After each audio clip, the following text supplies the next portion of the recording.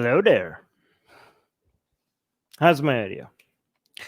Guys, Christianity and Hinduism, they're just too ridiculous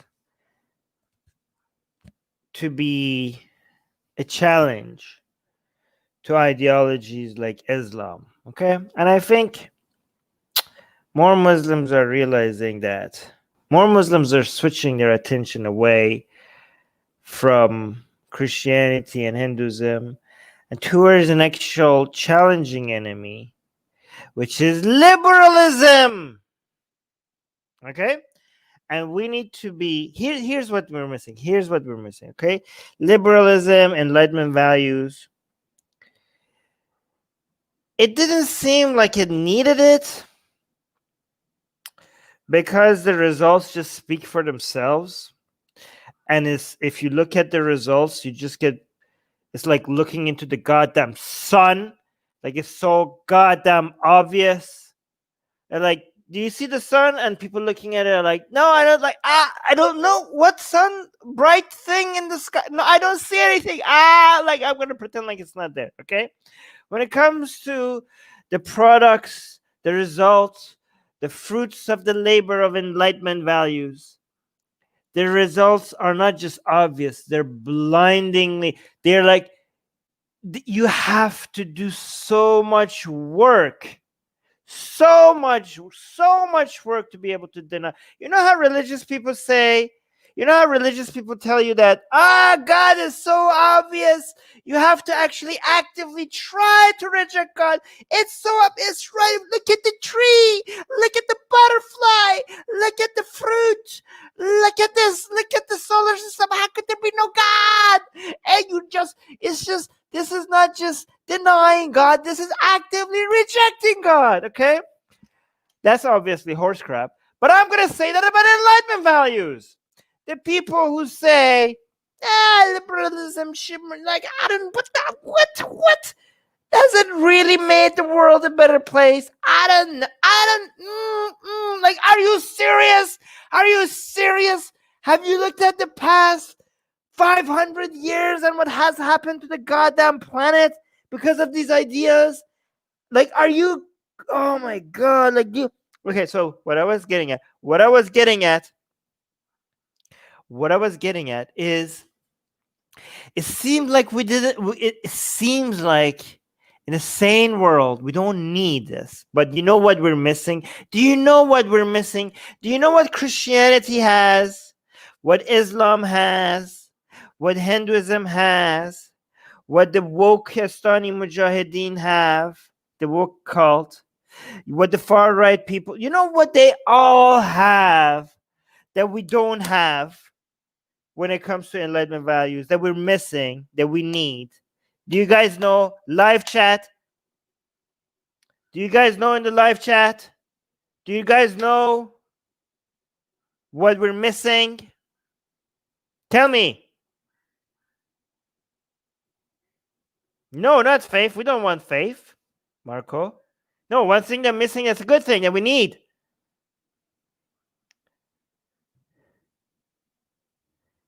Anyone?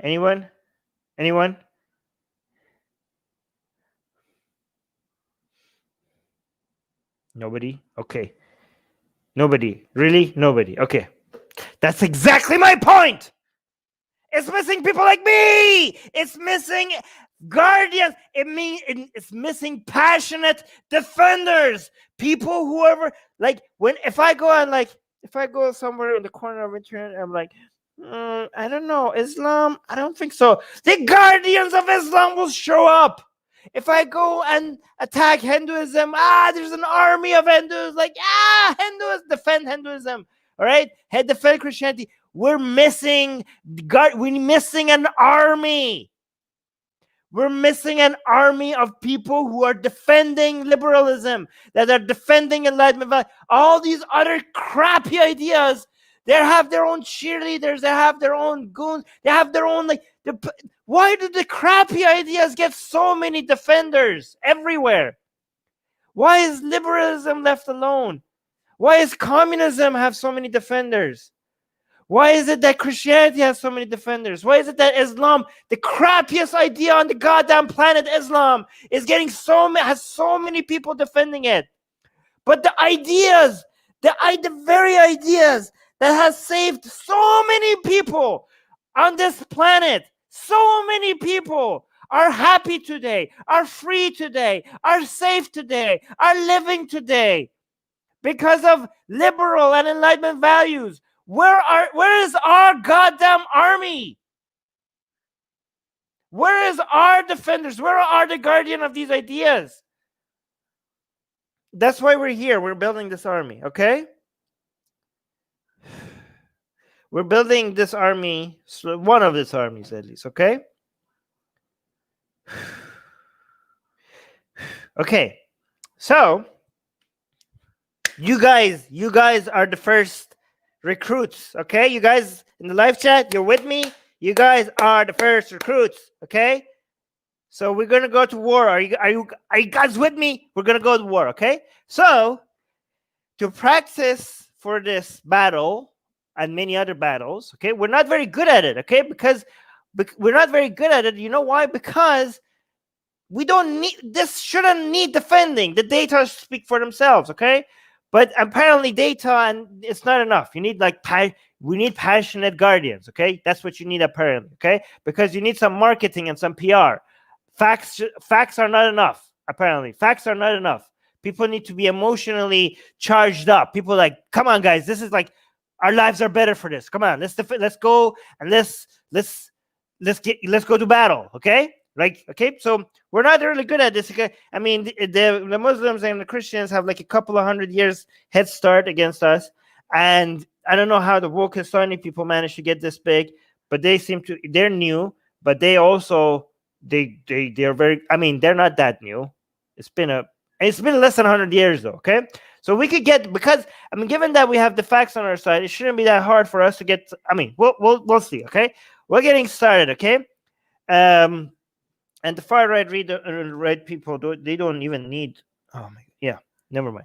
I can't even talk about them because of illiberal values that guides YouTube right now. I can't even talk about them. Okay, illiberalism.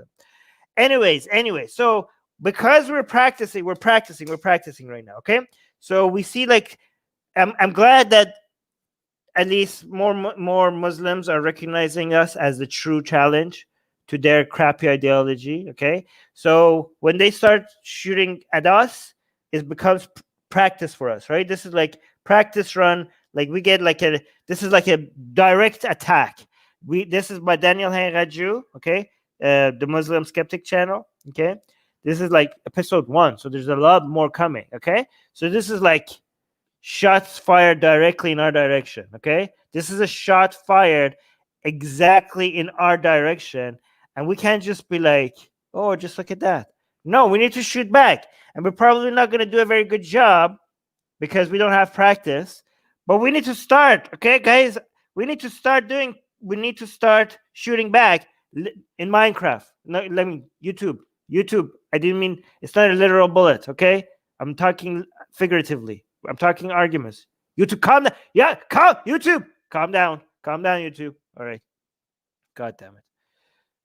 All right, let's get started. Let's see what this is all about. Did you guys tag me on anything? Marco is saying, why people watch the Kardashians? No brainer for the quiet. Just follow the rule of the community and you're golden. Yeah, okay, I don't know what that is about. I think it's okay for people to sometimes have entertainment without focusing on anything intelligent. Sometimes you just want to have fun. Anyways, not that that's my definition of fun, but it's someone else's.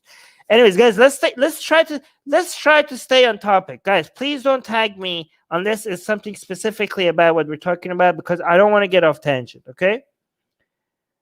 All right, let's get started. Let me know if you have audio once I start playing.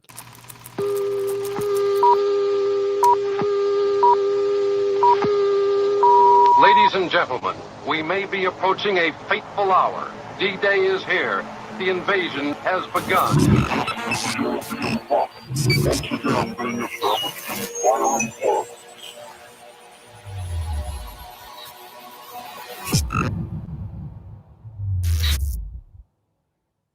First, some context. Science fiction portrays three visions of the future of humanity. First, there's the dystopian future where all of mankind is enslaved as the human spirit is crushed under the weight of a totalitarian regime that reduces human beings to mere cogs in a massive technocratic wasteland. Second, there's the equally dystopian future where humanity is also enslaved, but authorities use mass media in tandem with powerful pharmaceuticals to dope the masses into seeing their condition as one of freedom, pleasure, and bliss. Then there's a third vision of the future, perhaps the most terrifying, where the human race no longer exists because technology has finally made the human body and even the human mind obsolete.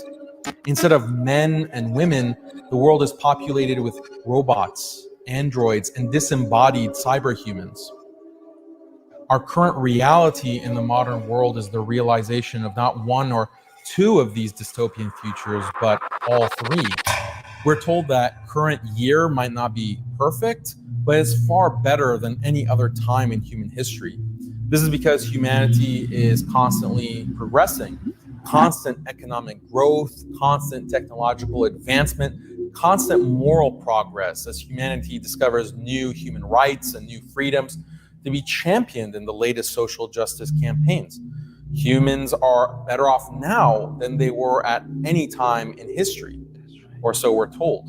But what is the reality? That is the reality. That is the reality. We are better off. This whole comparing stuff to slavery through media and stuff, the only reason why you have to compare it to actual slavery is because actual slavery was a lot worse. You have to compare it to something that we recognize as horrible because it's just not as bad, not even goddamn close. And yeah, if we do manage to get independent from our bodies, that would be amazing. Imagine all the diseases that we could save. Imagine there's no limitation to what we could do if we become independent from our bodies. Think about them. Imagine being so out of touch with. Imagine think about like us being able to like finally be free from our bodies as a dystopian future. That's like utopia. Reality. Think about the modern person's life. From the moment he's born to the moment he dies, modern man finds himself institutionalized. He's born in an institution run by the state. Okay, modern man is born in an institution run by the state, the hospital, as opposed to what's the opposite of modern man? Modern man, the ancient man who's born in a field somewhere without any medical support, without a nurse, without any disinfectants, without any pain, anything that could help the mother manage the pain, with a very high likelihood of the mother dying and even a higher likelihood that the baby's about to die. So I'm sorry, I'm sorry that you're born in an institution, in a state, in the government, I don't know, institution, which is oh my god, oh yeah, I'm being born in a hospital which is run by the government. Wow, I'm institutionalized. Well, great. Well, okay, fine. Like, go try the jungle. I don't know. Like, you want to go back? Do you really want to go back? Like, as opposed to what? Like, oh my god, this is so sad. Look at this. Hold on.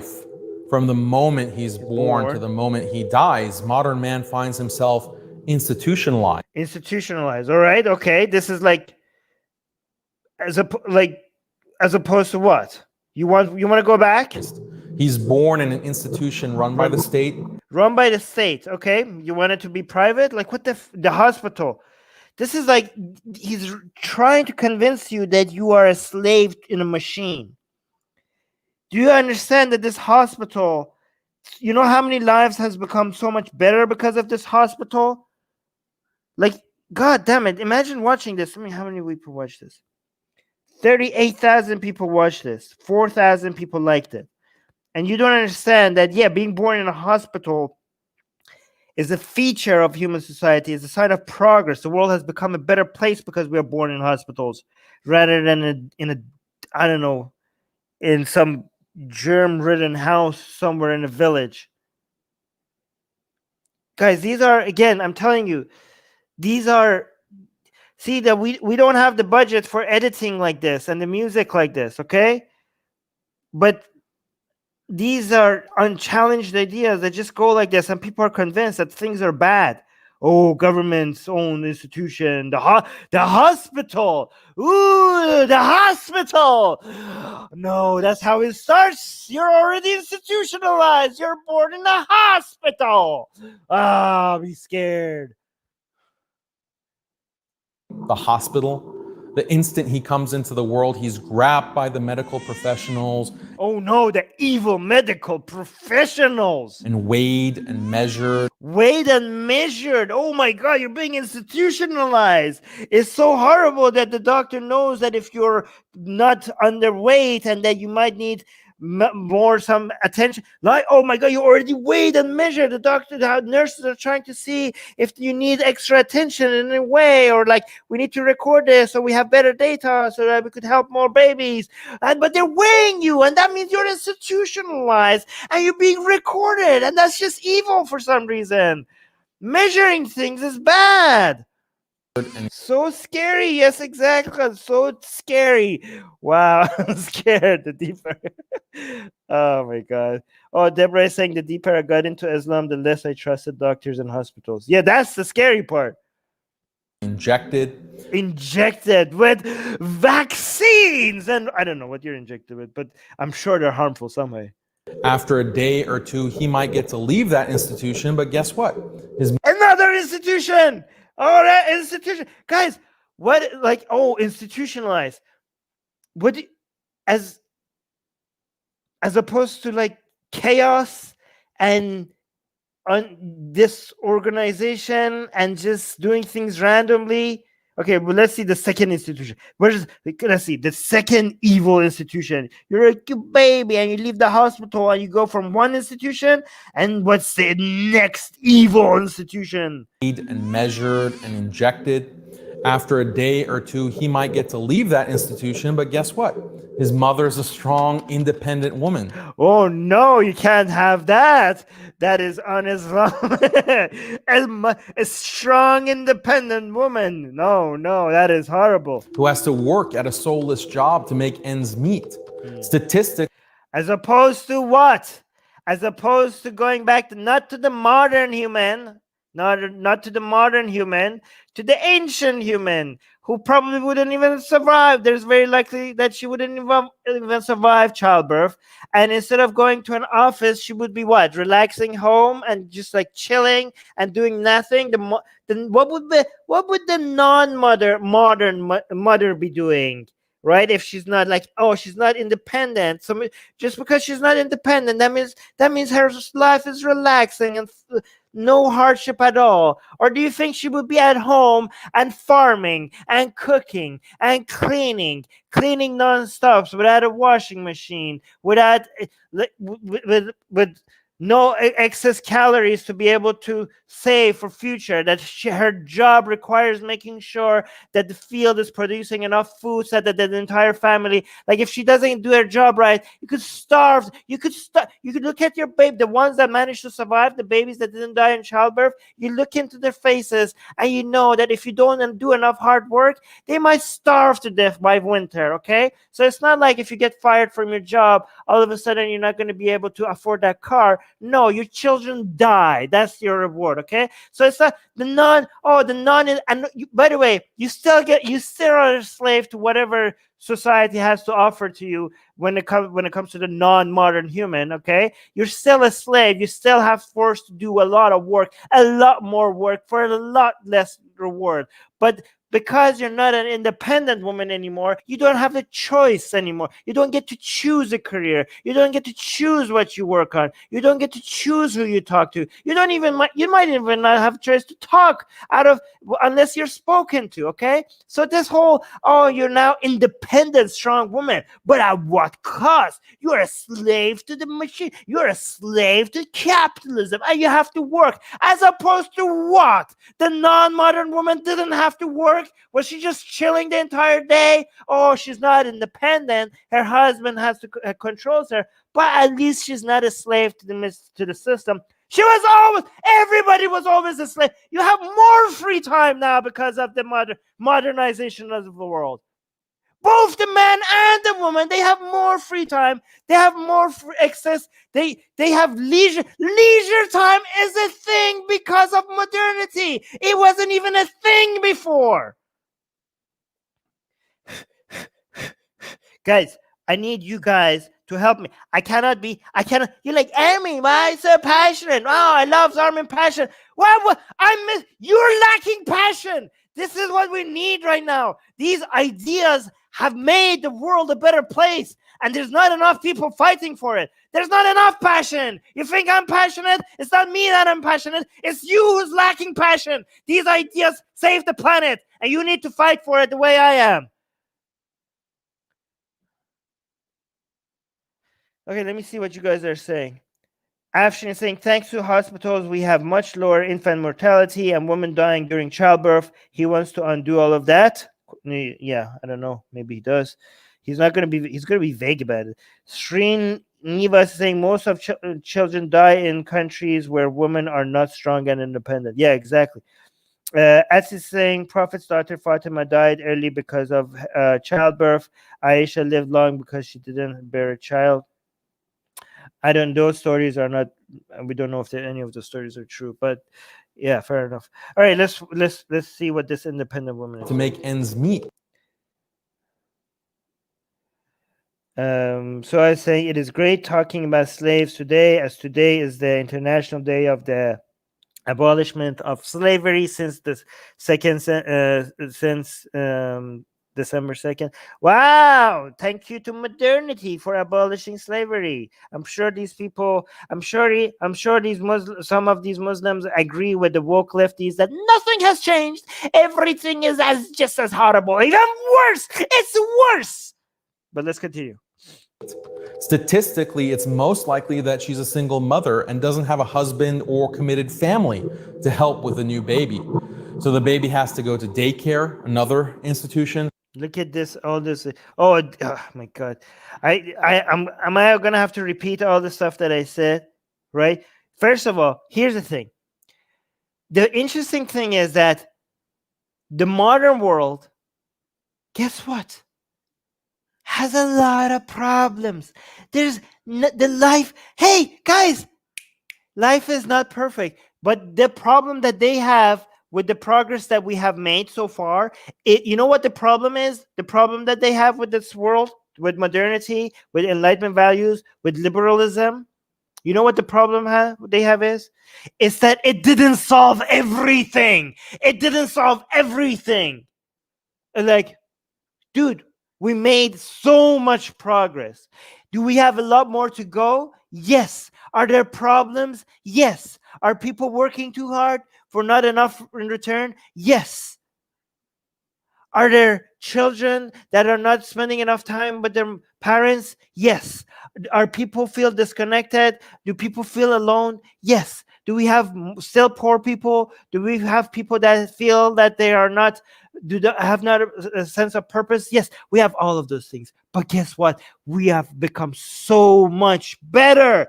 And you are saying, like, why haven't you solved everything? That's how ungrateful you are. That's how ungrateful you are. You have achieved, you are living every single one of you that is watching, and every single one of you that is marching against Enlightenment values and liberal values. Your lives, it's for sure, it's not even likely. Your lives are for sure better than it could have ever been without these ideas. Ever been. But you're looking at these progress and you're looking at your lives and other people's lives and you're like, well, you didn't solve everything. I'm finding a problem here. I'm finding a problem over there. So screw you. Screw these ideas. This is you being ungrateful. You being ungrateful. Yes, there's a lot. The way that we go forward, to solve the remaining problems is the same. It's by the same method that got us this far. It's by the same methods that got us this far. So every single complaint that you have that, oh, these mothers are like, have to work and they have to put their children in daycare. You know how we solve this? You know how we solve all of this? By continuing the same path that got this mother to even have a baby, that it didn't die through childbirth. For most of the day, surrounded by more professionals. At age 4, he's transferred to yet another institution, grade school. Oh, another institution that she's getting education instead of being born and like told to wash, instead of using child labor in a goddamn farm, in a factory. She's going into an institution and she's getting education that might actually help her liberate herself more effectively than her mother. But hey, it's an institution, so it must be evil. Where more professional. Like, I mean, listen to the scary music. She's getting, oh my God, look at this evil stuff going on. She's like, these are children getting education. But this is scary because it's because it's an institution. Look at these children being brainwashed with education. At age 4, he's transferred to yet another institution, grade school, where more professionals make sure he's properly educated. 8 hours a day. Oh no, properly educated. Listen to scary music. She's being institutionalized. The poor children with the education. 40 hours a week. He's fed the state-mandated curriculum, ensuring that he becomes an obedient citizen, an obedient consumer. Oh. And obedient. Oh no, they're being told in school that they have to be obedient, and if they insult the Enlightenment values, they're going to be beheaded as a person. Oh wait, that's not it, right? They have to be obedient, and the consequences of not being obedient is. Are you goddamn serious? They're being taught as a Muslim guys. This is being told to you by a Muslim that actually believes in apostasy laws, that actually believes in somebody like me under an Islamic state has to be beheaded. Like, that's what this person believes, and he thinks that children in modern society are being brainwashed to being obedient. Are you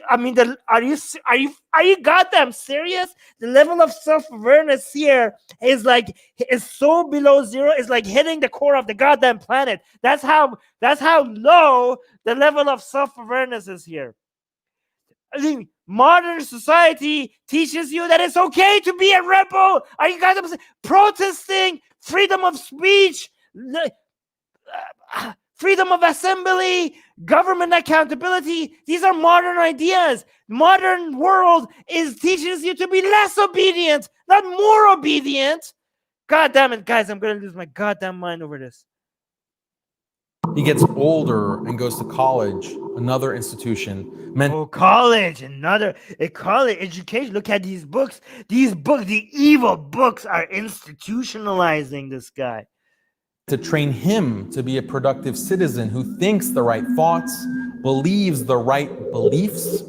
I don't know about you guys. When I went to college, I was told to question goddamn everything. I don't know what college this guy goes to, but my ideas were challenged, and I was encouraged to challenge even what the professors were telling me. I was the annoying person in school that kept on questioning, that keep raising his hand and question everything. I was like questioning every single professor.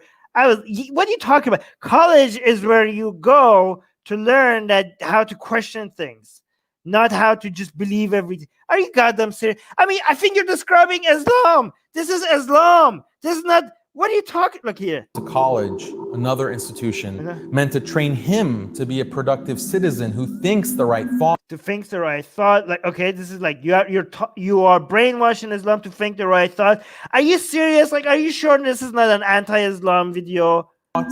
believes the right believes this is Islam.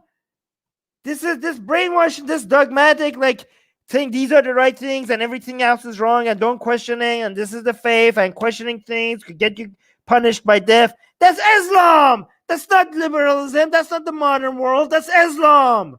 Are you serious?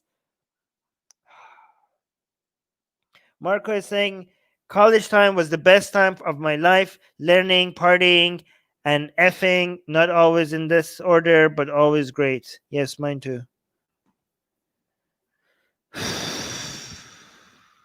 God damn it. beliefs.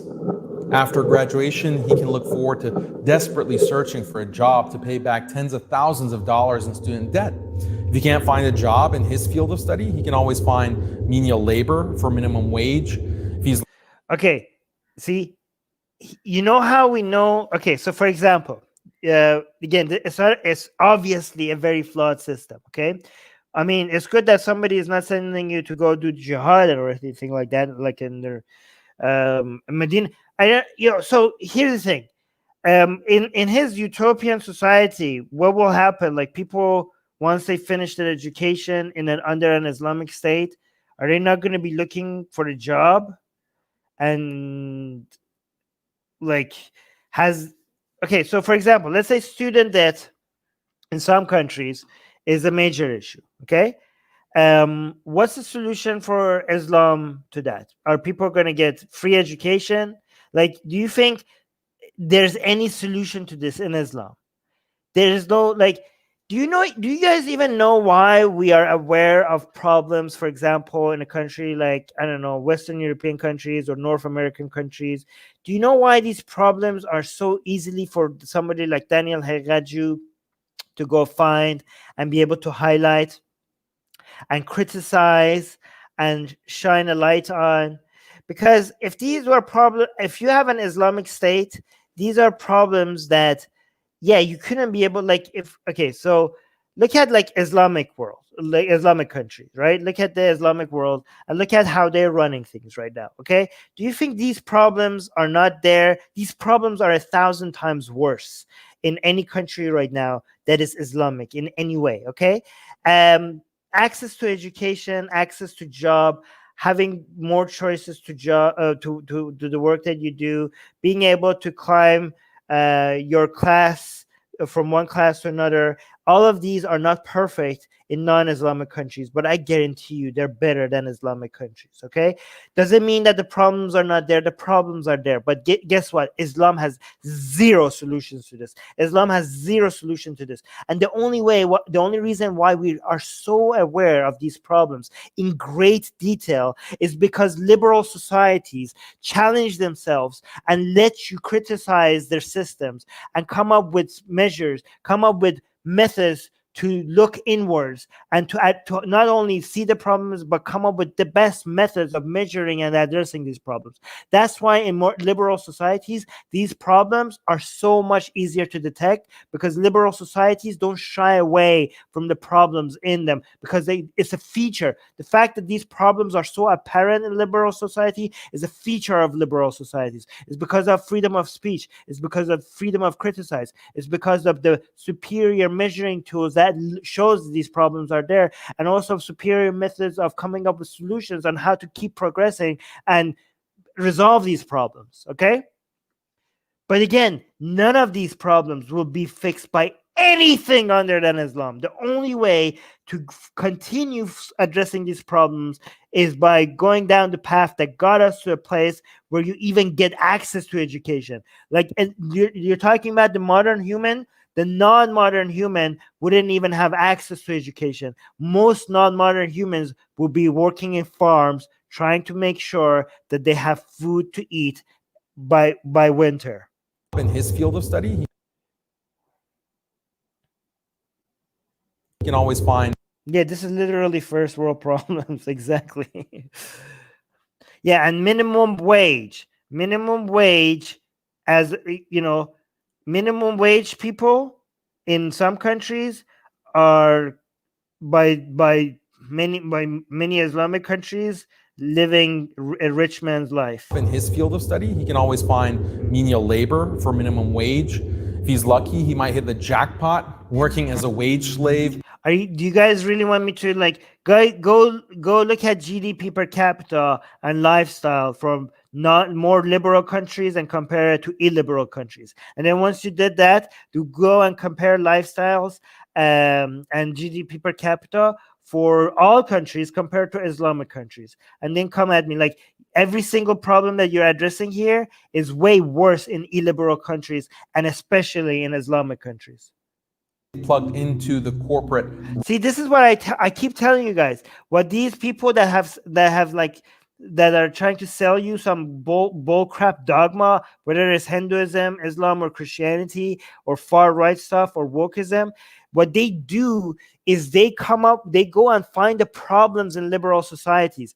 And you know how to find the problems in liberal societies? The liberals tell you, because the liberal institutions, have become very efficient at figuring out the problems in liberal societies, because that's what liberal societies do. They self-correct, okay? So because they are so good at finding these problems, then all the enemies of liberal values, they use these results that liberal societies produce and like, oh, look, these are the problems that we haven't solved yet. Look at them. We need to solve these. And then all these sellers of dogma, all these sellers of illiberal societies, they come and like, oh, thank you for highlighting these problems. Let me go to my audience and show them how crappy you are without telling them that I don't have any solutions to this, right? So all of them, they do this. They go and find the problems in liberal societies, the Christians, the Hindus, the Muslims, the wokes, and the far right people. They're like, look how bad things are.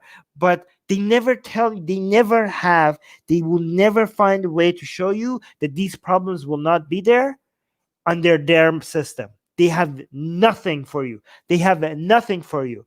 And what they won't point to is that these problems, even though they're still there, they are far less than they were like just 50 years ago, and much, much less than they were like than 500 years ago. And that means we have to keep going the same direction that we have been. The solution is not Islam. The solution is never Islam. The solution to nothing is Islam, unless you hate yourself and you want to be miserable. Then the solution is Islam. Rat race. Every day he drags himself out of bed, sits behind the computer for 40 hours a week, comes home exhausted, too tired and emotionally burnt out to do anything other than order takeout and watch Netflix. Maybe he gets married, maybe he has 1 or 2 kids, but really, what's the point? Yeah, I mean, it's really bad. It's really bad and all. That's like, oh, what's the point? He comes home and he's tired and he's like watching Netflix. He doesn't know, but what's the point? Spending time with family, having choices, having leisure time, being able to go out and have fun and if he's even with his family, if he's away, he could even talk to them on Skype or something. I mean, that's all bad and all. It's really like so depressing. It would be far better to be like this woman that was captured in war and you watch your husband and your brother be beheaded right in front of you, and then you are sold to this guy in the slave market, and and then you're just not repeatedly have sex with non-consensually by this guy, but that is like that has 5 other slaves, and then you get tired, and one day you want to run away and you're captured, and now you're tortured by your slave master to send a message to all your other slaves.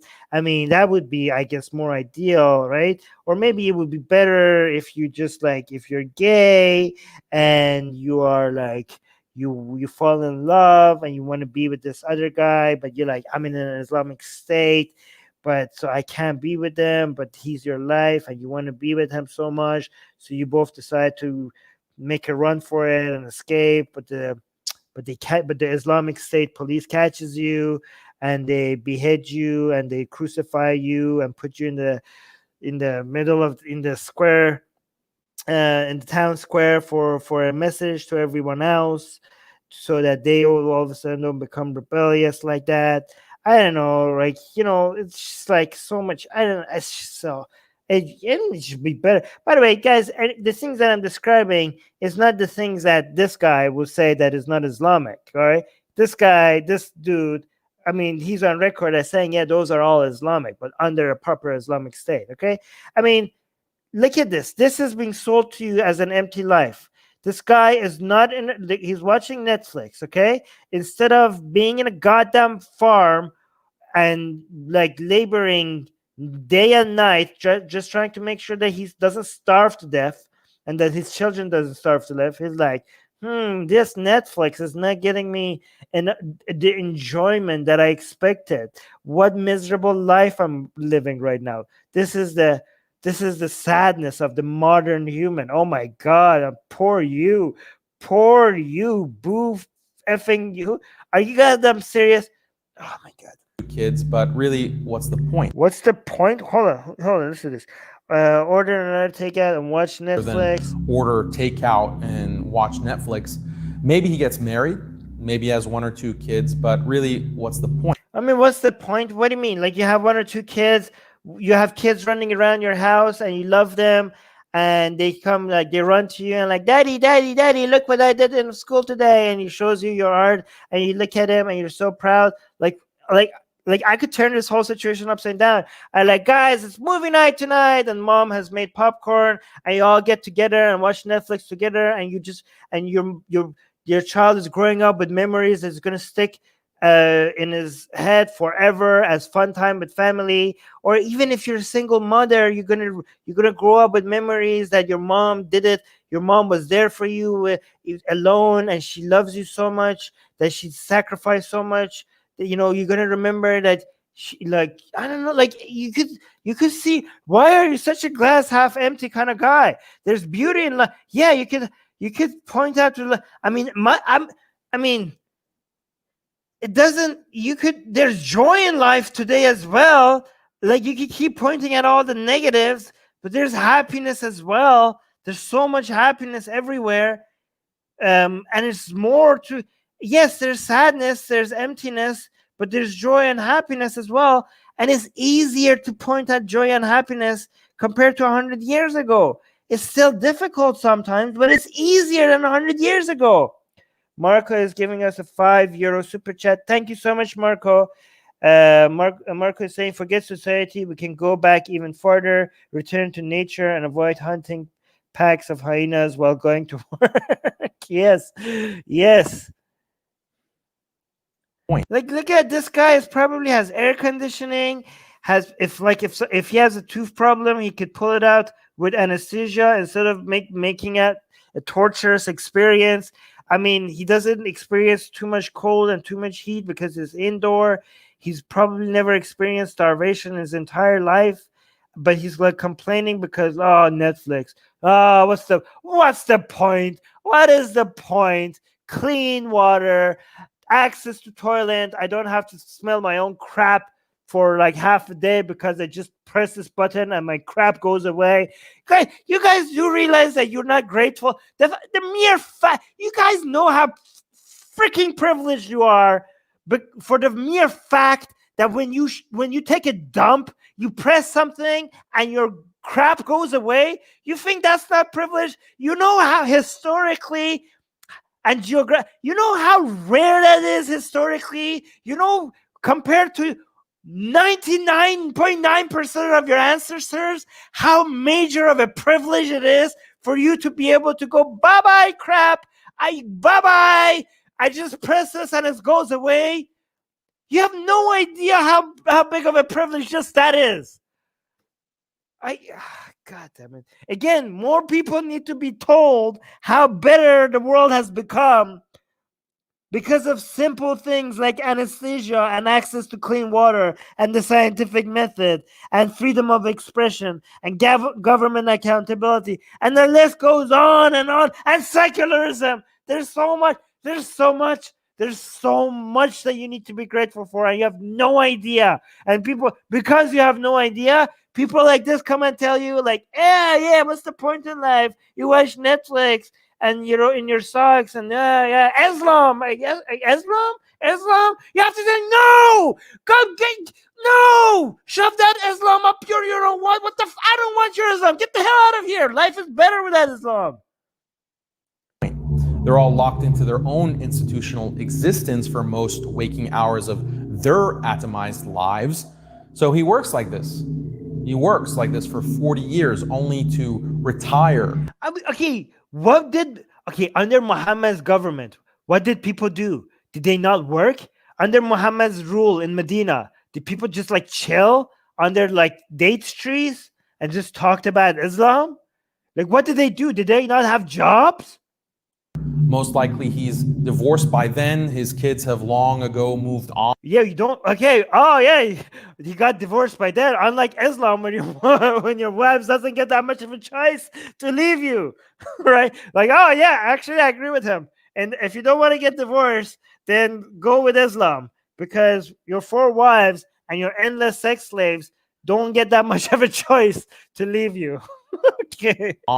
He has to spend the end of his life alone, maybe in a nursing home, the final institution. So from birth, a nursing home, the final institution. You guess what?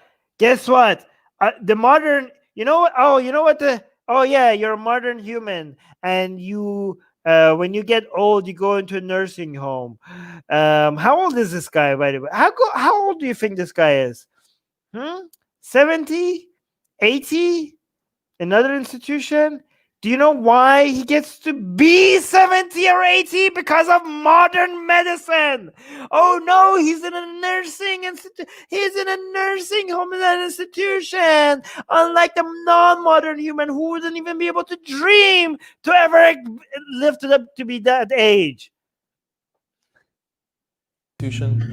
So from birth until oh my god, I love you, Fatima. Fatima say, what's the point of having a happy family? The scary music.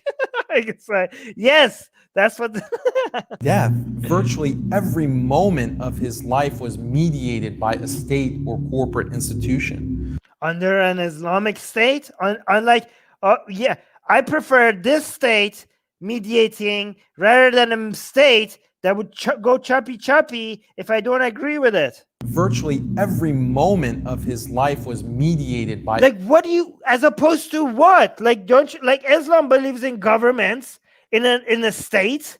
It's literally called the Islamic State. What under an Islamic state, when you go through work, when you pay your taxes, when you pay your jizya, when you pay, like, what happened? Like, when you go to school, like, does the state not have a influence over these things under an Islamic state? Like, is it like completely like independent from the rules and regulations of the state under an Islamic state? Is it just everybody, like, what do you, as opposed to what? As opposed to what? I mean, these states are less handsy on my personal life than an Islamic state ever would be. A state or corporate institution. Or maybe he will end up living alone, and when he dies in his apartment, no one will really know. He has no family to visit him or care for him, and when he dies, it'll... Yeah, unlike, when I die under an Islamic state, everybody would know about it, because my corpse would be crucified in the town square. Only become everybody passing would be able to get to see it. Apparent a few months later, when the growing stench of his rotting corpse... Oh yeah, the only part, he dies in his apartment alone, and the only way people find that is like the growing stench of his rotting corpse finally makes people realize that he's dead. But yeah, under an Islamic state, the growing stench of my rotting corpse as an ex-Muslim will be like filling the entire town square from day 1 instead of day 7 for this guy. Wafts into the halls of his apartment building, and then again, a corporation. A corporation! Oh my god! This is getting truly satanic now. Truly satanic. A corporation has to be called. A corporation has to be called. Oh no. Okay, here's the thing though. So when somebody dies, first of all, are you suggesting that under an Islamic state, nobody's gonna die like alone? So everybody's gonna, what? God damn it. no. Okay, so here's the thing: people die alone all the time. Do we have a problem that people are not as connected as much as they should be, and enough people are not caring for each other? Yes, of course we do have that problem. How do we solve that? You know what could solve that? Technology! Technology! People are more connected with each other through technology, okay? And again, other being able to track people, to see, if governments have access, if more people were on the grid instead of off the grid, then problems like this would be able to, like, if you actually get more involvement with these institutions, with hospitals, with elderly care and government, there would be data collection methods that would, with AI, that would be able to see these problems happening way before they happen. It would be, I could see that in the future we will even have predictive models that we could see that, okay, this person is going in a direction that we think that at some point he's going to reach a place where it's going to suffer for too much loneliness, right? And there's not going to be, like, it seems like, oh, we're detecting that his son is going through this career, and oh, he's moved to this city and he's now alone in the city. We might want to check up on Jack. We might want to, I think, like, Jack is going to be alone and there's not enough people caring for Jack. I think we need to, like, I'm seeing, like, I'm looking at the future with the solution, where the solution to these problems are more government involvement in some areas, with more corporation involvement, with more data, with more technology, not less. Modernity is the solution. Islam is a disease. Modernity is the solution. Modernity is the cure. Okay? So there's that.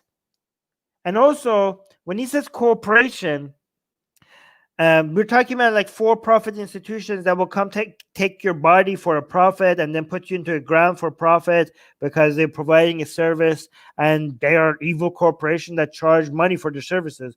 So I'm wondering, well, like, what's the alternative? Like, under an Islamic state, when somebody comes to pick up your body and to bury it in the ground, are they going to, like, just do it for free, or are they going to ask for, like, a fee? And if they're going to ask for a free fee, is it going to, like, the couple of people that get together and try to turn that into a business, is that not technically a corporation? Or are you just going to name it something else so that it's not like a corporation? I mean, what's the alternative? Like, even during Muhammad, people exchange services for fees, okay?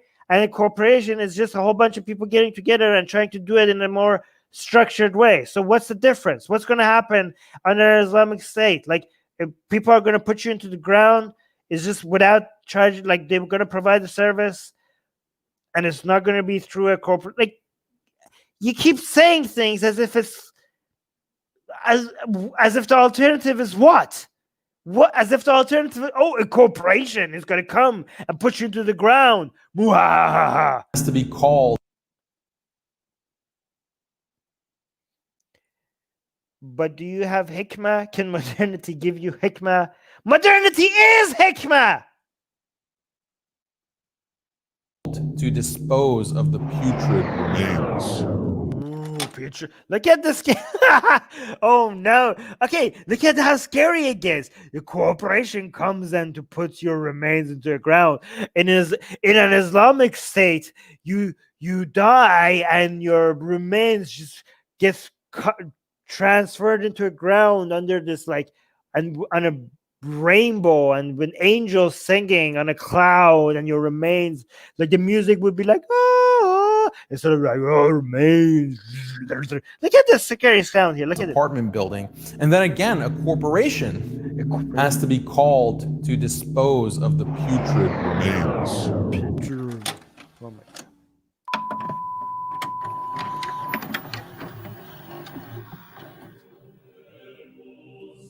This sad existence is not unusual. It's, in fact, the norm.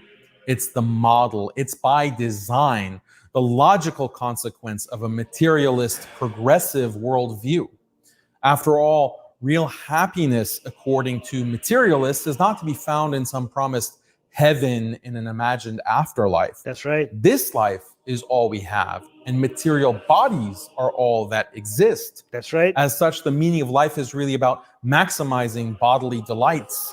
Bodily delights. Bodily delights. I live for bodily delights. But bodily delights is a way to dismiss how everything we experience is bodily delights or bodily pain. You can keep pretending like it's not. You can keep pretending that some of them are more holy and sacred and superior because they're not bodily, but all those other delights that you think are superior in some way, they're also bodily. Bodily is used as an insult here, guys. Bodily is used as a way to demean the delights that me and you are enjoying every day of our lives, as if they're enjoying different kinds of delights that are not bodily and are superior to our delights. But guess what? There are no other delights other than bodily delights. Let's see some examples. I'm pretty sure we're going to get some examples. Bodily delights and reducing pain and toil. And the best way, indeed the only way, to maximize pleasure and minimize toil according to this. See, it's saying toil instead of misery. Because guess what? No, when it comes to maximizing our pleasure, sometimes it takes toil to maximize our pleasure. But they think like God damn it. This is such propaganda, such brainwashing, such clever use of language to completely strawman our position. And they think like, oh, you're being this is warning his audience about being institutionalized. But guess what? The Muslims who are watching this, you are the ones who are being brainwashed. You don't even know it. Look at the vocabulary that is using. I could easily use different kind of words. Okay, hold on. I'll show you. This philosophy is through goods and services. Goods and services. No, not all of it. So many. No, what are you talking about? Just because we believe everything is material, that doesn't mean all happiness comes through goods and services. Most of it doesn't. Okay, hold on. To maximize pleasure and minimize toil according to this philosophy is through goods and services. No, okay, first of all, there's nothing wrong with goods and services, but not everything in life comes from goods and services. Okay, so here's the thing. Bodily delights. Bodily delights, as in what? When they say bodily delights, what comes to most of your mind? Sex and food, okay? And partying and alcohol and drugs. That's why they're calling it bodily delights, because that's what the image that comes to your mind. But guess what? The material, the delights that you feel, the delights that you enjoy through friendship, okay? Through in reading a good book, through having an intelligent conversation, to caring for your fellow human beings, through charity, through helping somebody in need, through having long-term goals, through trying to make the world a better place. Those are also material delights. Those are also material delights that are based on this world and not heavenly in any way. There's nothing sacred and unnatural or supernatural about them. They're all within the natural realm. And also there's nothing wrong with sexual delights and with enjoying food and a little bit of alcohol here and there, okay? There's nothing wrong with those things, okay? But they use these languages. Oh, it's just bodily delights, as if guys, don't let them make you feel less because you're enjoying in bodily delights. All of these delights, the ones that they act like is better and the ones that they act like is inferior, they're all bodily delights, okay? And no, not all of them come in forms of goods and services, but goods and services can enhance them and they could damage them. So we have to learn how individually we could pick the right goods and services, and how we could make the society, we could come up with ways to come up with regulations where these offerings of these goods and services do not come with negative externalities that harm other people while these goods and services are offered. It's not that every delight comes in the forms of goods and services, but these goods and services can enhance them if we learn how to use them properly, and if we also come up with governmental systems that comes up with regulations that doesn't let these institutions harm other people that are not involved in the trade in a way that they are harmed by it without being part of that trade. Okay, this is how we look at these systems, and you know how we can make these systems better by using the tools of enlightenment and liberal societies to measure things properly and to come up, use a scientific method to find the flaws within them, and use the scientific methodology to come up with better data collection methods, and to do trial and error and measure our errors continuously, and keep going the same direction that we're going, to reducing the misery and the harm that some of these goods and services are, like pollution, for example. All right, and sometimes these goods and services have positive externalities, like education. Education is a service. Education is a service that you pay for and you get. And not all of these services have negative externalities. Some of them have positive externalities. And government has a role to come and subsidize these services with positive externalities, because they're benefiting people that are not even involved in this trade. Okay, this is how you solve these things. Do you know how you don't solve these things? Do you know what's the worst thing you could do? One of the worst things you could do is throwing away this whole system, because guys, you could keep making these things better instead of burning this whole thing to the ground.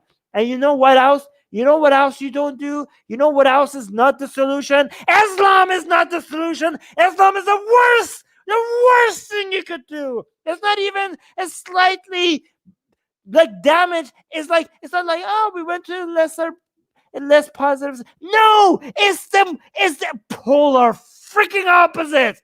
All right, hold on. Let's continue.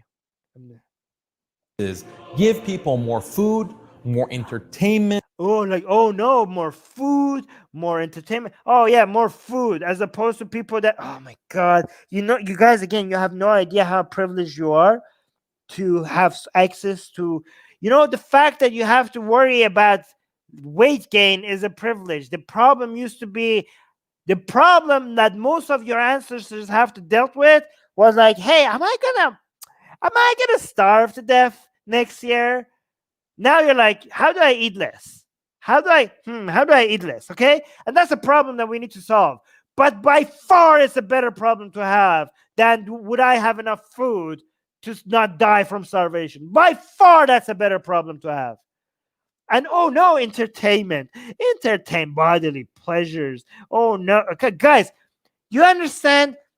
Look at what you're being shown. Okay, what you're being shown is somebody that has access to the level of entertainment that kings would not dream of having. Okay, you have this person a person on minimum wage today in North America and Western European country could have access to the level of entertainment that a king 500 years ago would have to wait for the next theater to get to be able to watch a show that if you and me watch today, we would be bored out of our minds.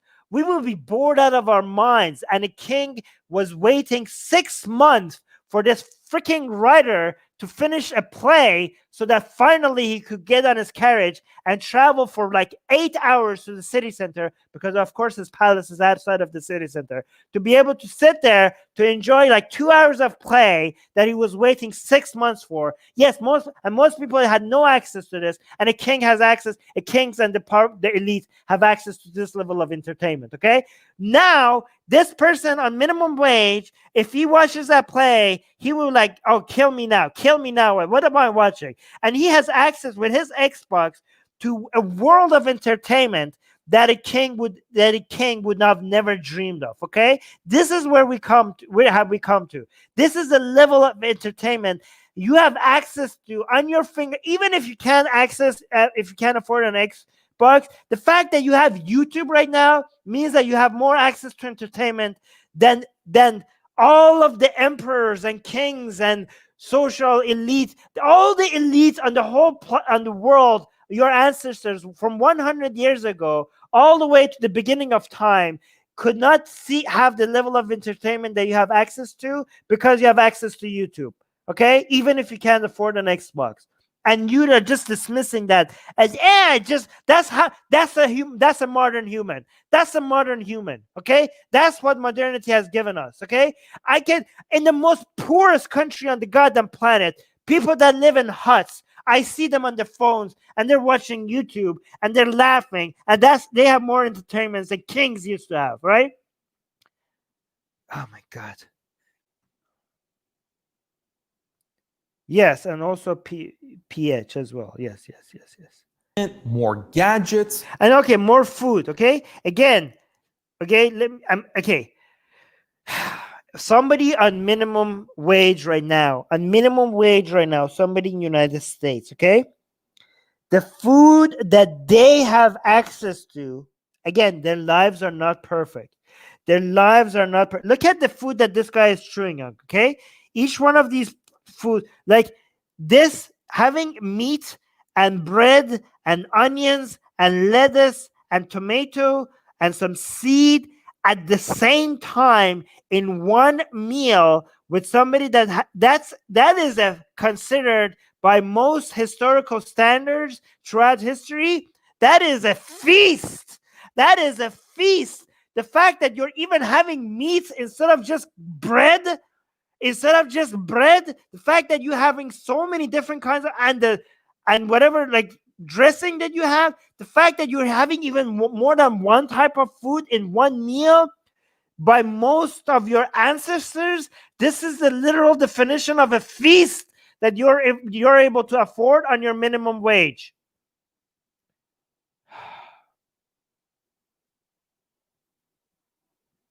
More food, more entertainment, more gadgets. Oh no, more entertainment, so bad. More gadgets. Yes, this thing. Oh, more gadgets. How bad? This thing that you're holding in your hand that has access to more knowledge than a million libraries of Alexandria combined.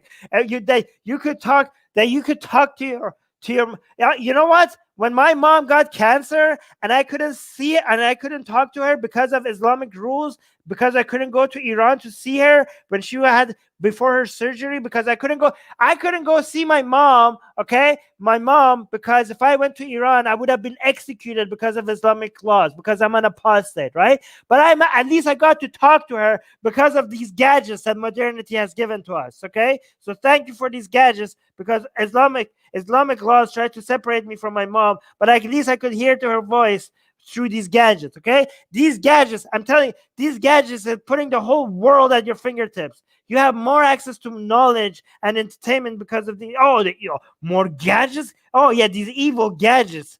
Oh my God. You're being watched right now through these gadgets, right? Produce more technology and more automation, which will make life more convenient. More. Yes, thank you, modernity. Thank you, modernity, for more food, for less poverty, for more entertainment, for more access, more clean water, more healthcare, more access to anesthesia, which means less pain, longer lifespans. Thank you so much. This is really good. Yes, more goods. Yes, thank you. More. Please continue, modernity.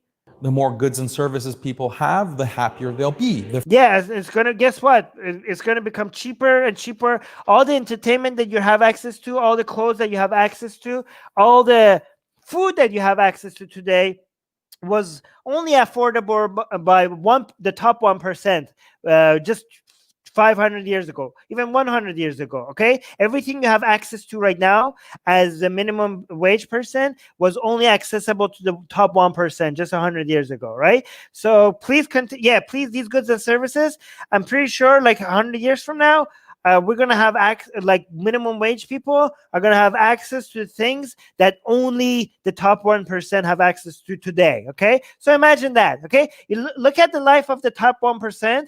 Given that what minimum wage people have access to today is what the top 1% had access to 100 years ago. So just look at the top 1% now and know that 100 years from now, the minimum wage people are going to have access to that. So yeah, everything will, like all these goods and services are going to become cheaper and cheaper and cheaper because of automation. More people are going to have access to. So please, please, please, please keep going in the same direction. Thank you, modernity. The freer they'll be.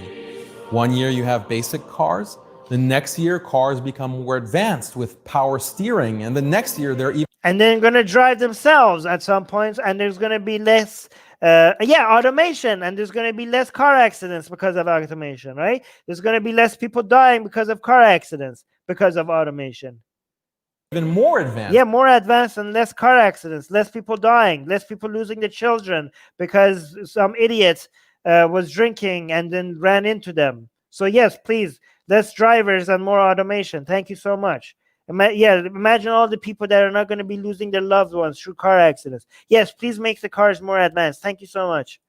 With airbags and Bluetooth. Yeah, airbags. Oh no, airbags.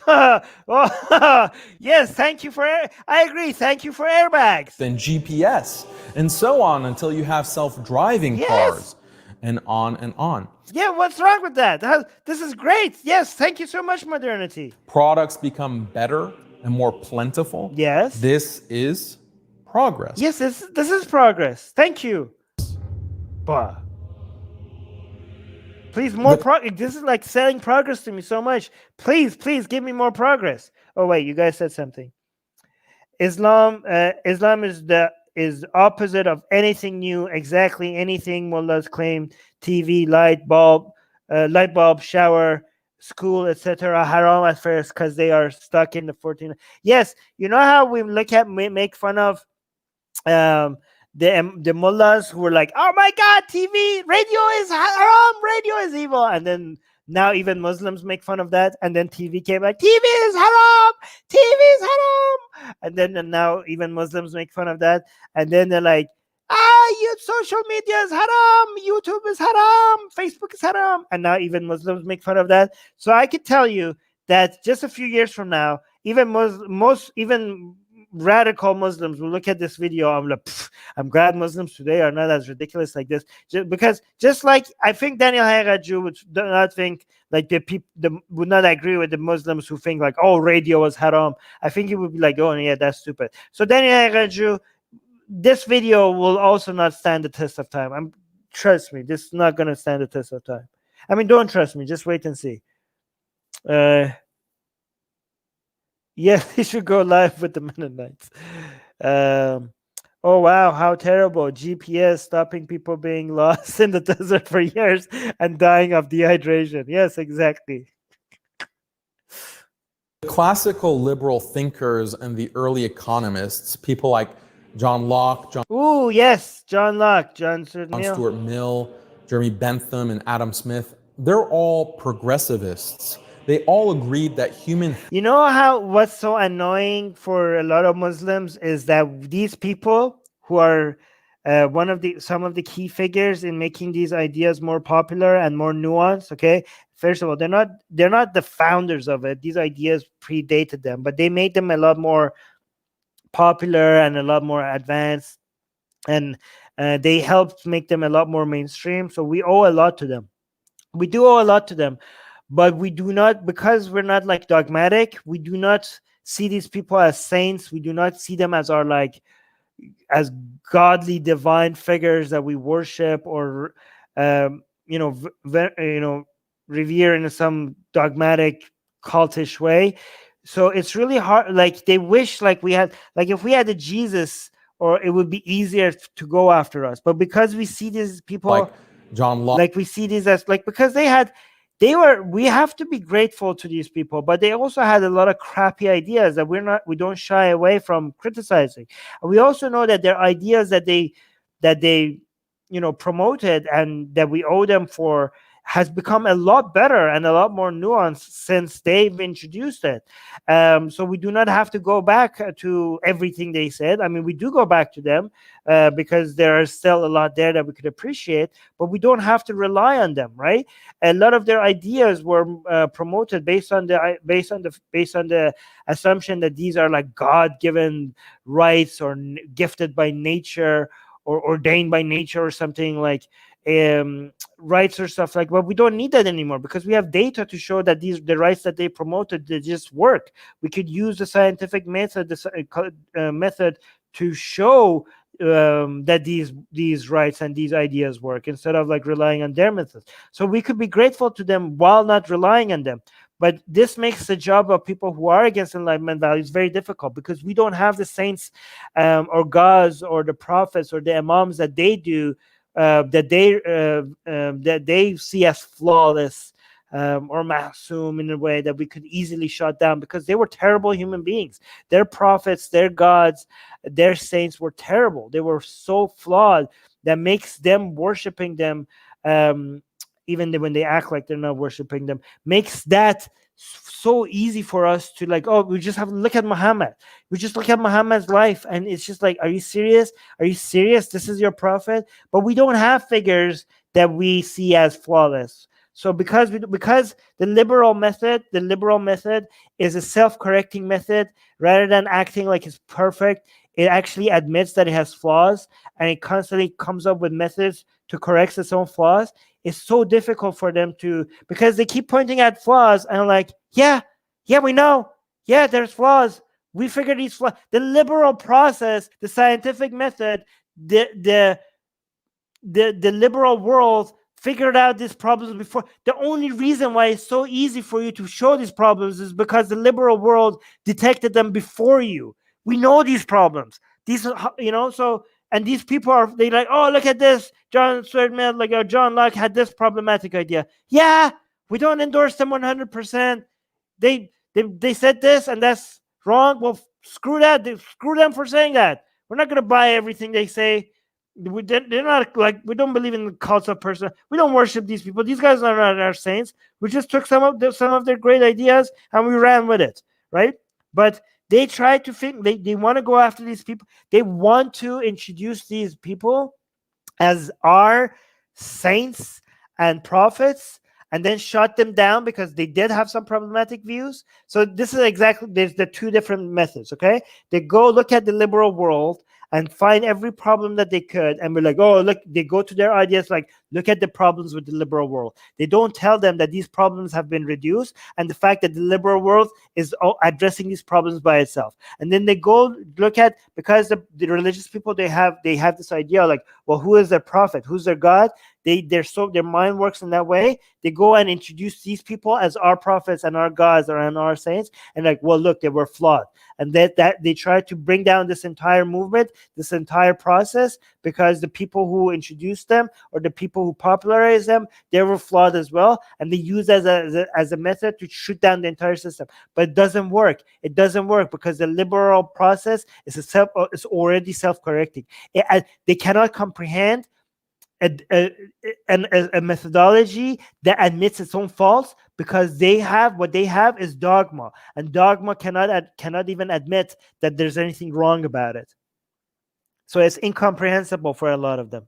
Locke, John Stuart Mill, Jeremy Bentham, and Adam Smith, they're all progressivists. They all agreed that human happiness was tied to more goods and services, and more goods and services would eventually bring human freedom, equality, and ultimately utopia.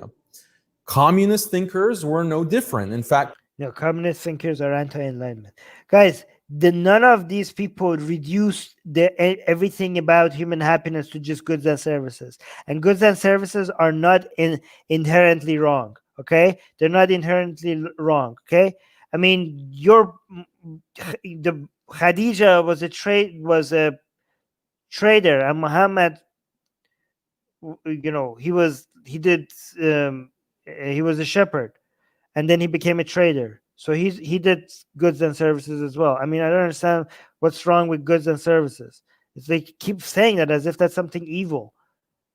But none of these people suggested that everything about human happiness could be reduced to goods and services. Progressivists. I mean, even if they did, they didn't. But if they did, we would just be like, yeah, that's wrong. They all agreed that human happiness. Yeah, this is such a straw man. No, none of them. Okay, tied to. Okay, see, this is why it's not reduced to, but it's tied to. But how could it not be tied to that? Like, this is such a loose, vague term. Okay, so here's a clever actually thing you do. That human happiness is tied to goods and services. I mean, as opposed to what? Of course, it's like the whole world runs on trade and people do working and providing good, like, I think, like, you say tied to goods and services, hoping that your audience is hearing reduced to nothing but goods and services. Because if you are suggesting that it's reduced to nothing but goods and services, then none of these thinkers suggested that, and nobody in their right mind is suggesting that. But I think this is the impression that you want the audience to get by saying tied to. But if you're actually just saying tied to, then how is it not tied to? I mean, what are you going to do if you're hungry? What are you going to do? Like, don't you want services? Like, services as, like, what? Like, services, like, I mean, even in Islam, it tells you, like, oh, you should be working. You should be providing goods and services. Like, somebody in Islam, there's hadith that if you're not providing goods and services, then you're wasting your life. That's Islam. It's in Islam that you shouldn't be like, Muhammad was like, there's hadith of Muhammad saying, like, oh, what do you do for a living? And somebody was like, oh, my brother makes money and I just live off of that. And Muhammad was like, yeah, that's not good. You should be working, right? So that's, even in Islam, is like, yeah, goods and services. I mean, having providing, not just making goods and services, providing goods and services makes you feel like you're living if you like your job, if you like what you're providing to society, what goods and services you're creating, if you're an artist and you make art, and that's a service that you're providing, and you're happy, like, look at the art that I just made, and you feel like your life is meaningful because of the things that you're making. I mean, how is your happiness not tied to the goods and services that you're creating? And then you make money off of it, and you're proud of the money that you made, because, and if you manage to keep going down this path, we're going to be able to create a society where more people are proud of the jobs that they have, and proud of the money that they're making, and proud of the things that they get to buy with the money that they're making because they worked hard for it. And we're proud of that. No, but but tied to is such a vague term that what do you mean by that? Of course, it's going to have some connection to it. Can you come up with can you provide an alternative society where happiness is completely independent from goods and services, completely? Like, and if it's not completely independent, then it's going to be somehow tied to it. But it's not reduced to it, but it is somehow tied to it. Happiness was tied to more goods and services, and more goods and services would eventually bring... Yeah, and also Oli is very good point. Yeah, reject materialism, but expect material rewards in an afterlife. They're criticizing us for the same calculations they're making in their mind, but in two worlds instead of one. Okay, like, you guys are making this calculation on how to be happy in this one world, as opposed to us who are making the exact same calculation, but in two worlds instead of one. You're making the same calculation on how to maximize your happiness. You're doing the same thing. You're just under the illusion that there's a second one, and your calculation just is in two worlds instead of one world. Human freedom, equality, and ultimately utopia. Communist thinkers were no different. In fact, no, they were very different. The communist thinkers are illiberal. Communism as a materialist philosophy fully agrees that human happiness and freedom can only come from more and more goods and services. No, it's not only. Okay, so only, no, okay.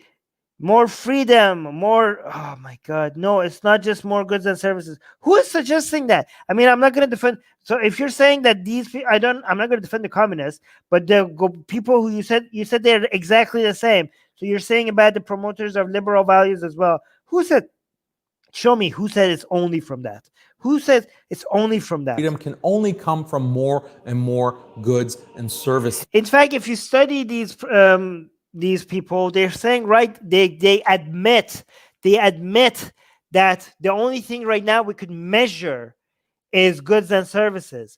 but they admit that this is a flawed measurement, because those thinkers were if you actually study those thinkers, they were suggesting that, hey, we're going to go with goods and services because we could measure it, but this is a flawed method because obviously there are other ways that people are getting happy, but unfortunately we can't put a number on that because it's immeasurable at this moment. Okay, they were like, I don't know, the happiness that you get when it comes to holding your daughter's hand on the beach and running in the morning with your daughter, and you're feeling the sun and you're feeling the sand in between your toes, and then somebody called, breakfast is ready, and then you guys run towards this, and you pick up your daughter and you put her on your shoulder and you run towards, and this memory that is being made. Yeah, we can't measure that. Okay, so that happiness is there. That's like a beautiful memory that is going to get stuck in the head of your daughters forever, and that's a happiness that is there, and that's not goods and services. Okay, you didn't pay for that, and nobody delivered that service to you, and that happiness is there somehow stuck in your daughter's brain forever. And yeah, we can't measure that. Okay, but we can measure more people being able to afford more goods, more people having access to healthcare, more people having access to more calories, more people having access to more clean water. We can measure those things. Is it the perfect measuring system? No, it's not. But we're going to measure what we can measure. And you know who admits that this is not the perfect measuring tool? The same people that are measuring this. All right, it's like, hey, your happiness is somehow relevant to the fact that you're not starving to death. We're not saying it's everything, but hey, you're not starving to death. So being able to measure how healthy you are, being able to measure how much exercise you're getting, being able to measure how much food you have access to, how much goods and services you can afford. We're going to go with that because it's better than working with zero data at all. Okay? So yeah, it's not all goods and services, but we're going to measure what we can measure. When we figure out a way to measure you having a quiet moment with your son before bedtime, when you're reading him a story, okay, when we figure out a way to measure the happiness, we're going to measure that as well. But right now, we're going to go with what we can measure. And it's better than guessing, better than working with zero information. Yeah. Gossam is saying all heaven promises are materialistic. We are making world better than their SHITTY heaven with 72. Hey, don't. No, those versions are okay. Fat ASS Virgin Huris.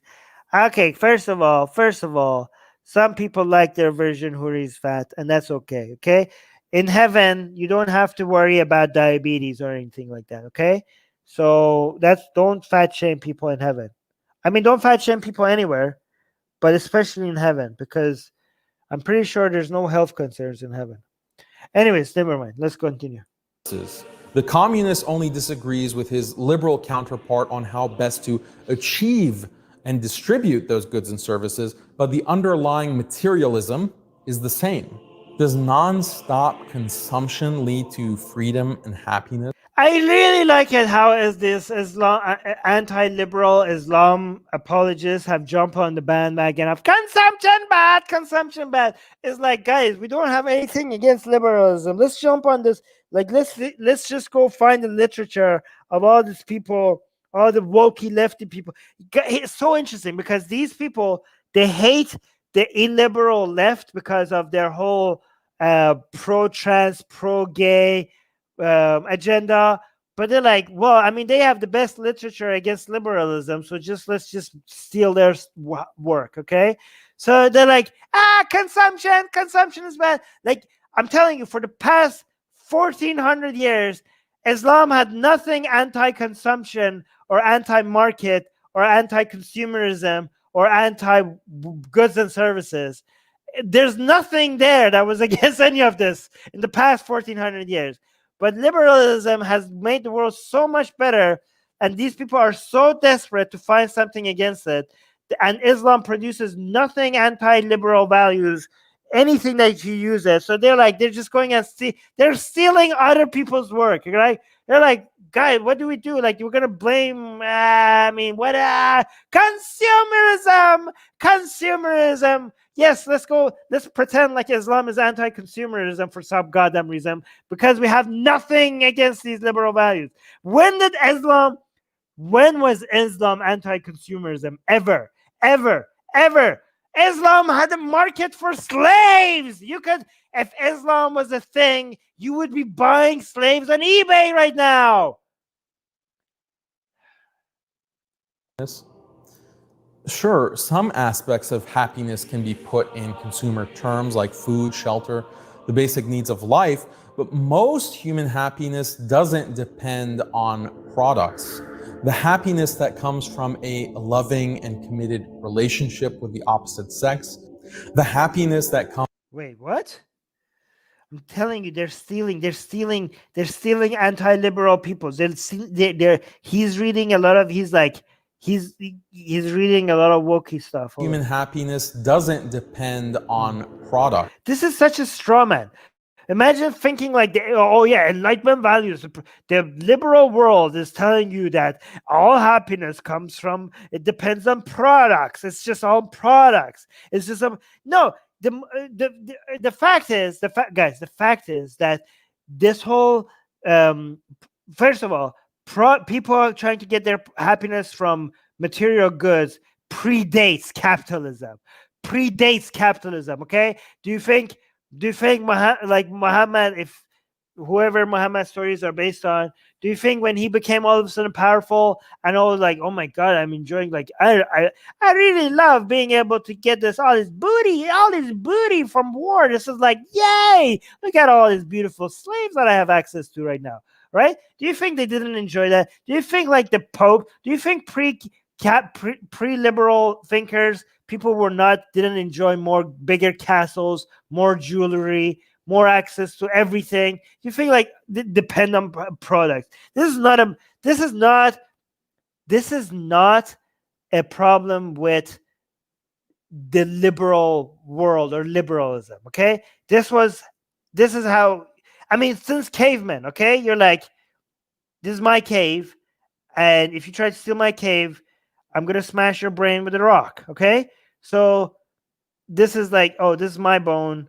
It's my, so it was always there. People liked more things. People wanted to have more things. Okay, this has nothing to do with the liberal world. In fact, what liberalism is doing is actively figuring out ways that you don't have to be dependent, like more ways where people could find more fulfilling lives. Okay, more meaningful lives, happier lives, less dependent on products, less dependent on finding ways to be happier, on less, finding ways to find meaning and purpose on the work you're doing.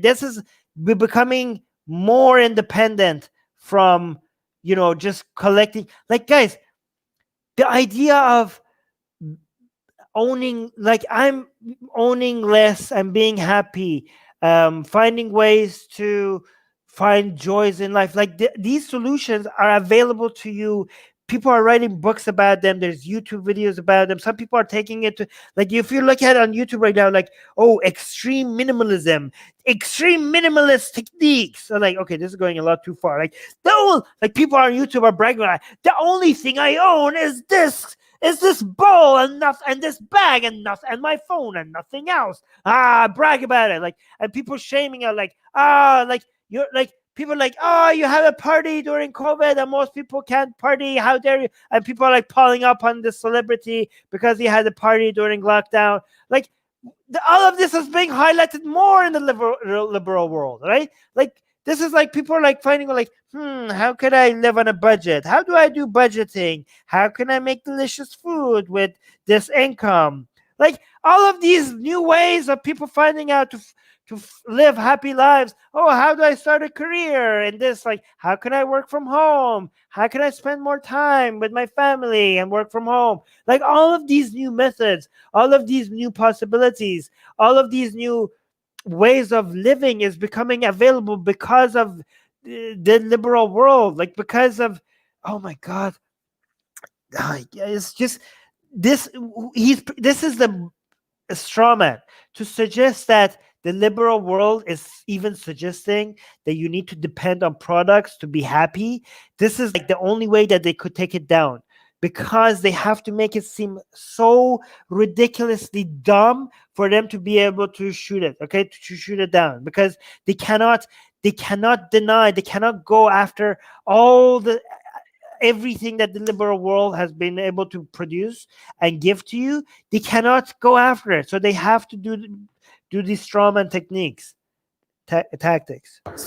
The happiness that comes from a loving and committed relationship with the opposite sex. The happiness that comes from growing old. Wait, what is he saying about this? All of this? Hold on. Does non-stop consumption lead to freedom and happiness? Nobody is suggesting that you should do non-stop consumption. In fact, a lot of people are teaching you in this liberal world, they're teaching you how to be happy in high quality consumption and less consumption rather than more consumption. There's so many ways that this liberal world is coming up with, like shopping addiction or not properly budgeting, doing finance properly. They're providing more and more solutions to you. And if we keep going forward, it's going to get better. And it has become a lot better. Sure, some aspects of happiness can be put in consumer terms like food, shelter, the basic needs of life. Yes. But most human happiness doesn't depend on products. And nobody is suggesting that. No sane person is suggesting that. And the liberal world and liberal thinkers are not suggesting that. You're just pretending like they're suggesting that. The happiness that comes from a loving and committed relationship with the opposite sex. Yeah, nobody is suggesting that. In fact, the liberal world is suggesting, like, if you go right now, they're like telling you that, hey, why are you traveling all the way to the other cross of your planet? Did you know that you can have a similar experience with like the town right next to you? There's so many videos like that. Like there's so many people, there's so many books about this. And they're bad advice and there's good advice. But where are you getting all of this crappy advice? You're like, I mean, I'm not even noticing all of this. Like, where are the thinkers that are saying, guys, show me the serious thinkers out there right now that are telling you that, oh no, there is no happiness unless you buy. If you have to buy, consume more. If you do not consume, if you get happiness without actually making a purchase, that is not real happiness.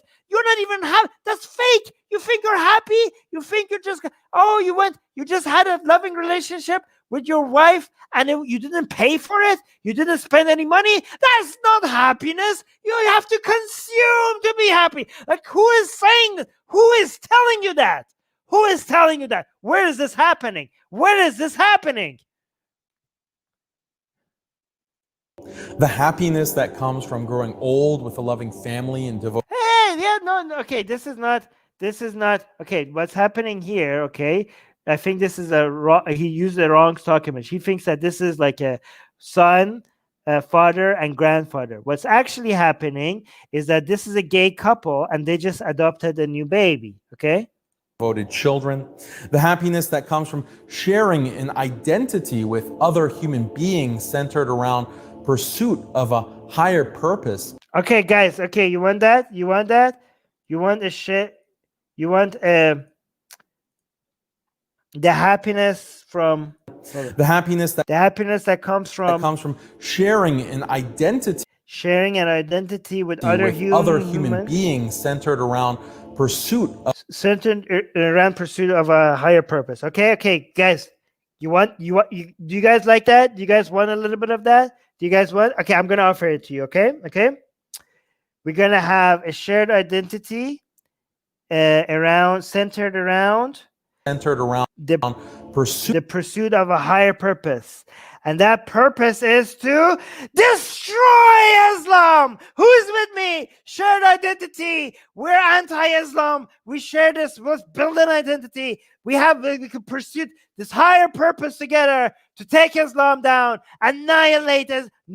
Hey, YouTube, don't come after me. I'm talking about an ideology. I'm not talking about Muslims, okay? Guys, let's have this shared identity, a pursuit of a higher purpose. And guess what? It's for free. You get to join.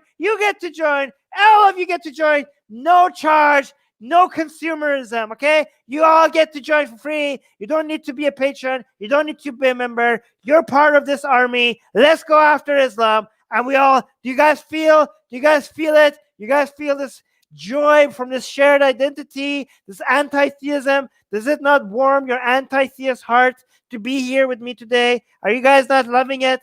Am I not offering this to you? See, no consumerism. You don't need to pay for this. I'm giving this feeling to you right now. We're part of this family, guys. We're an anti-theist family, and we're going after sacred cows. And it feels really good. It feels really good, doesn't it? There's no consumerism. No Islam is needed. We get this feeling for free, right?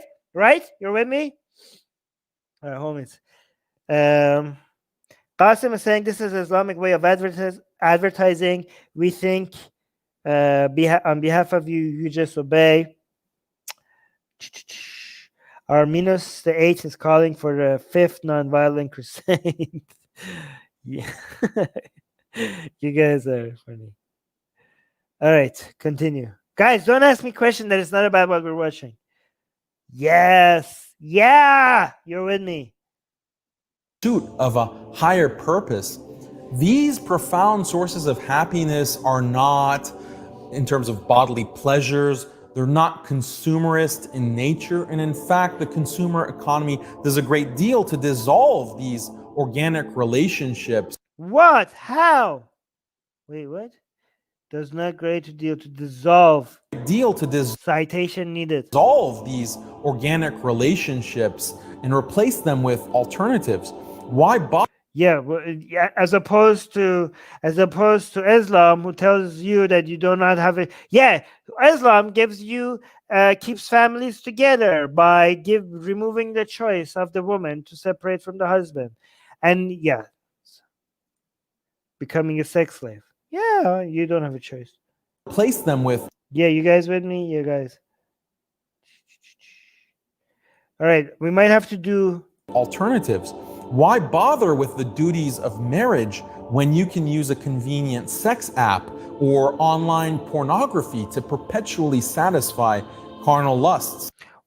This is such a trauma. Or maybe because of not because of a sex app, maybe through a dating app or just a social media app. Maybe you find somebody that you fall in love with from across the planet. So this is like such bullshit, okay?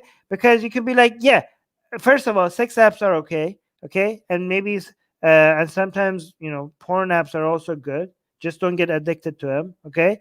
But there's other things you could use these apps for as well. Maybe through Facebook, you find an event, and then you go to this I don't know, activist event on a cause that you really are interested in, and then you meet the love of your life there.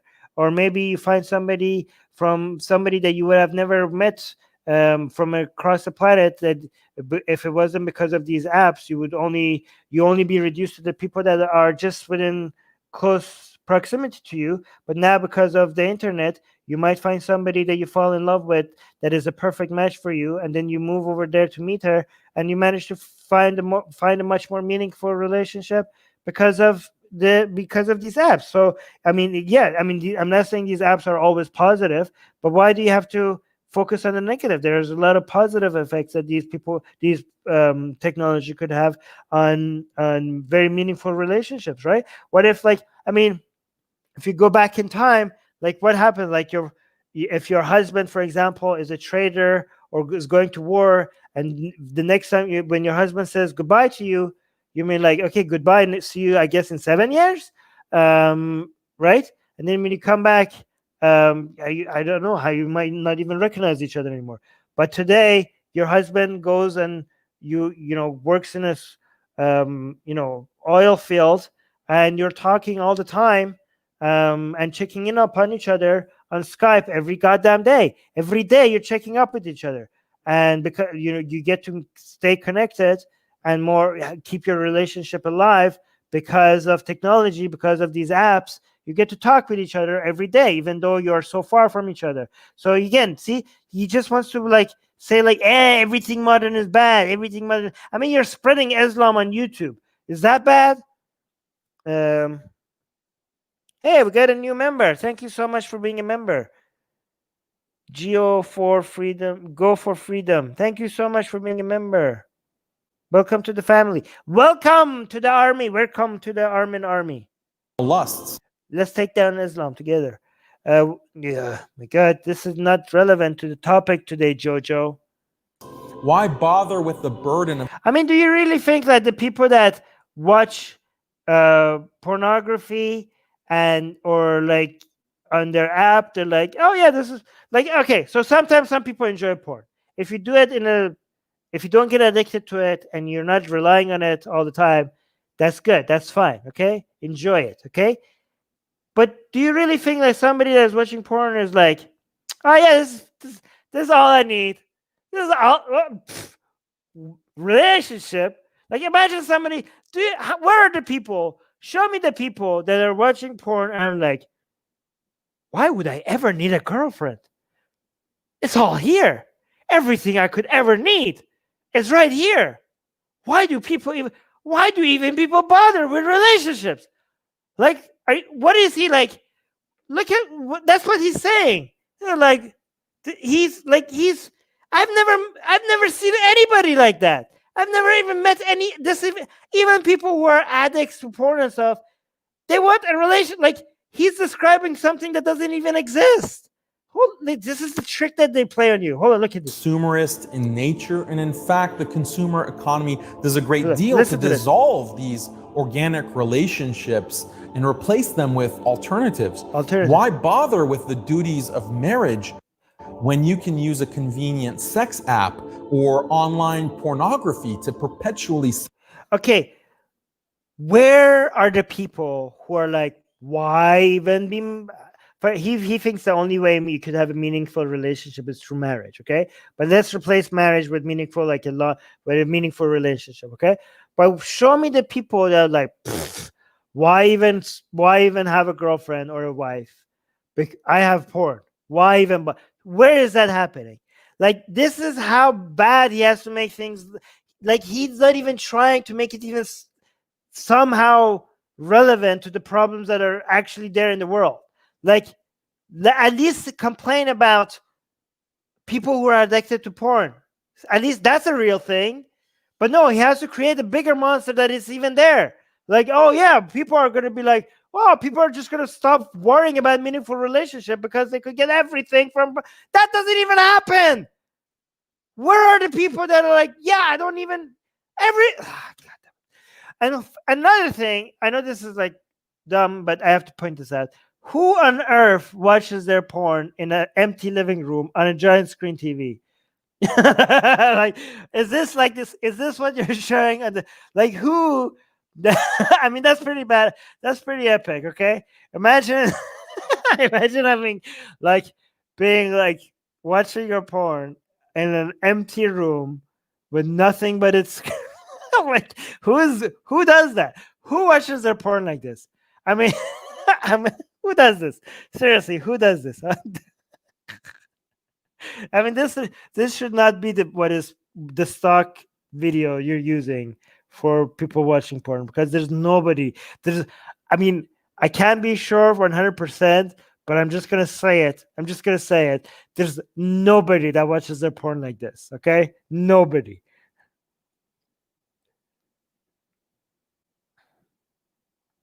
Yeah. That is like, who doesn't? satisfy carnal lusts.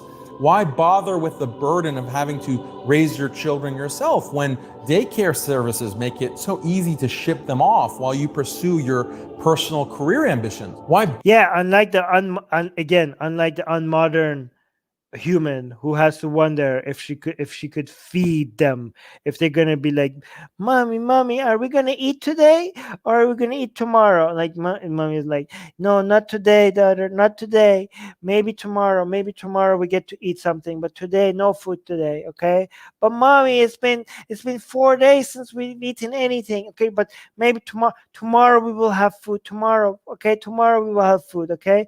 But no, daycare is evil.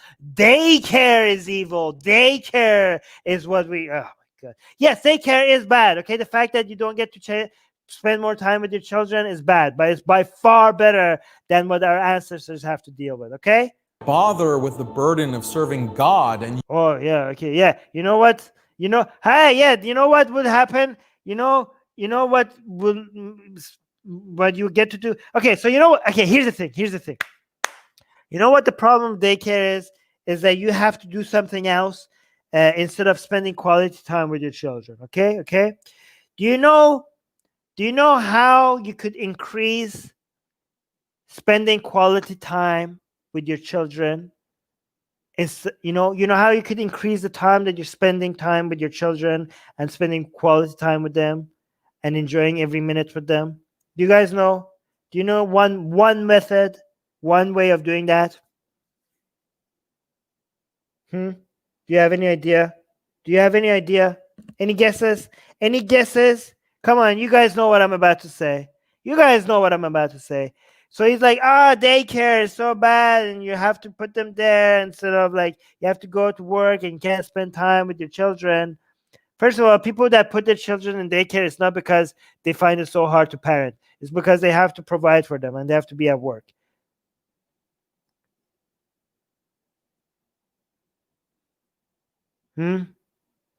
Adam saying, I spend all my quality time watching AR.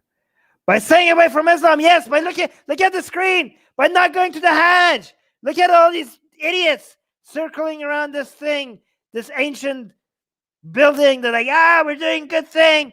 You could have, if you stayed home, you could have spent time with your family. This is wasted time. This is wasted energy. This is wasted money. Oh, by the way, consumerism bad, huh? Do you know going to the Hajj comes in packages? Hold on. Do you know? Consumerism bad, my ass.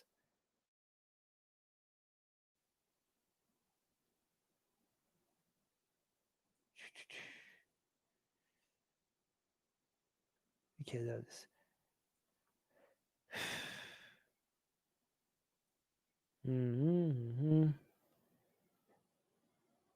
There. Okay. Wow. There's a lot of these.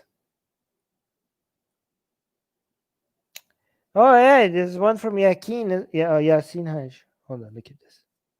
Which one of them? Give me someone that is advertised properly. Why is it not loading? Hajj now more affordable for more Muslims. Yay! Arab news.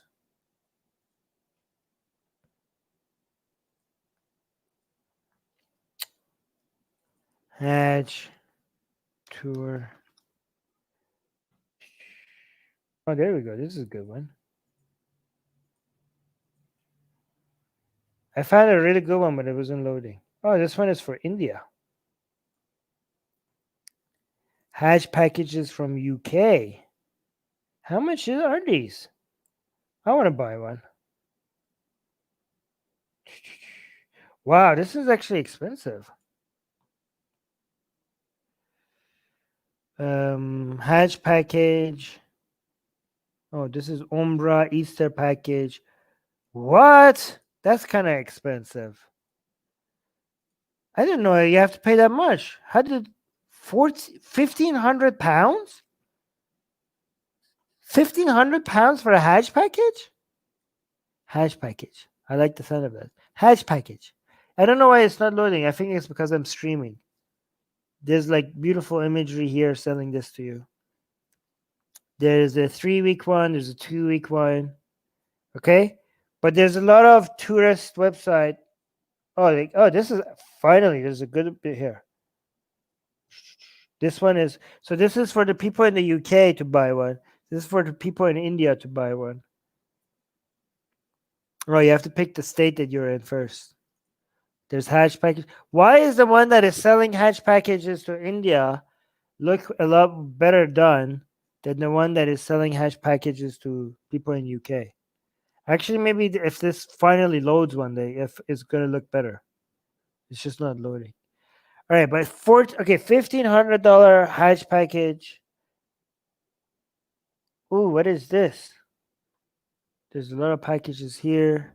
This one is sold out, guys. Oh no. Quad? I don't know what currency this is. Who is this for? This is from Yasin Hajj Package 2020. Is this dollars? Oh no, yeah, these are dollars. Oh my god, these are expensive. $7,000 is already sold out? Jesus Christ. There's a lot of money in the Hajj business, by the way, to get people to go do this pilgrimage stuff, right? So when these people over here, uniting with they paid for this experience. So you know when you're saying like consumerism bad, and you need to feel like united, you need to feel like you belong to a community of people that have shared beliefs for a higher cause. Yeah, these people paid for that experience. Okay, that experience was sold to these people. A lot of these people here spend years saving money to be able to be here. The money that they could have saved, that they could have spent on enhancing their business, going to college, spending money on their children's college education. Yeah, that it was sold to them in a package, in a tour package that they paid for to be able to be here. Okay, and you're like complaining about kids being in daycare. Well, yeah, and not being with their parents. That's a bad thing with daycare, right? Not being with parents. I mean, these people are not with their kids. It's not spending. Man, I mean, that money would have been spent better time if you went on a trip with your family somewhere cheaper. These Hajj packages, by the way, are very expensive. The Saudi economy depends on it. I think what percentage was it? Was it 15%? I don't remember. But it's like a major part of Saudi Arabia's budget is to promote and sell the Hajj packages. I don't know why I keep saying, I love saying Hajj package. Hajj package. Hajj package. Sounds like Hot Pocket. Hajj package. Okay. These people, okay, so consumerism, okay, so Islam comes in the form of Hajj packages and sold to you as a product, as a service. Okay?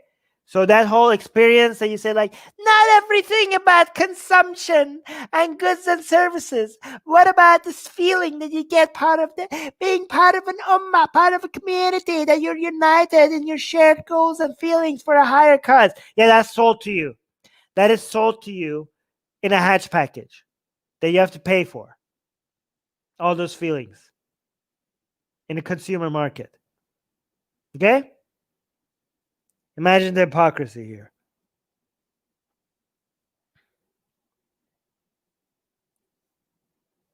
Yeah, yes, you're right. So I was saying Saudi's major income is from oil, Hajj, and Umrah. Yes. 7,000 US dollars for Umrah, Hajj, or what? I don't understand this. Yeah, it's very expensive, huh? A lot of these people really can't afford that. Like they save so much money to be able to do this. Ariane is saying, why do you want to pursue career goals? Yeah, why do you want to be an independent woman and pursue career goals? Save, like, get all your savings and spend £1,500 to circle an ancient building with thousands of other people that are gonna come grope your ass. That's yeah, guys. Hold on. Did you guys know this?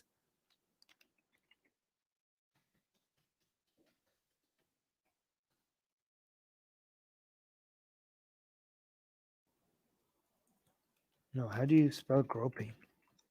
I don't even know.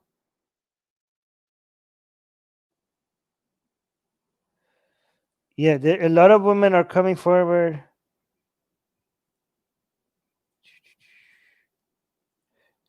Here, a lot of women have such a high expectation of a spiritual experience when they go to Hajj, and when they show up there, they get a very different experience.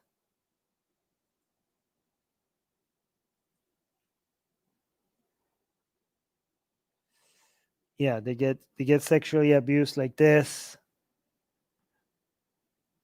or like this.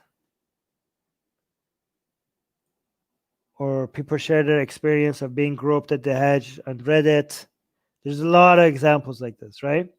So you go there and you're like, I'm going to be so close to God. It's going to be spiritual experience of a lifetime. I saved so much money away from my children, away from my family. Yes, I could have spent this on so much more useful things, but this is a one in a lifetime experience. I feel so close to God. And there's another Muslim that you're supposed to feel like spiritually connected to, and they just come grab your ass. They just come grab your ass. This is the connection. This is the spiritual. This is the sense of belonging that you feel as part of a community for a higher feeling. And somebody, these people, again, the people that are here, they're supposed to be like pure Muslims that are really like, they really care about Islam, but apparently they don't care enough not to grope women's asses during the Hajj. Spiritual groping. Yeah, exactly. Yeah, that money could have gone. Yes, all that money could have gone to some blasphemous animation. What is a tomato Hajj? Tomato Hajj is a way more expensive than Umrah Hajj, 7,000 USD. I don't know what that was. Tomato Hajj? I don't know. Was that the name of one of the Hajjs? Okay.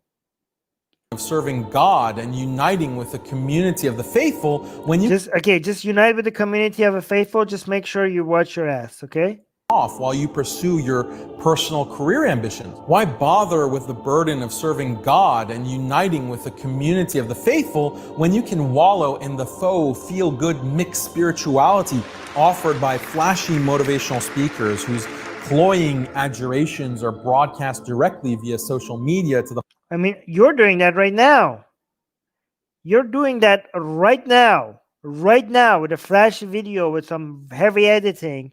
Wait, did I miss a super chat?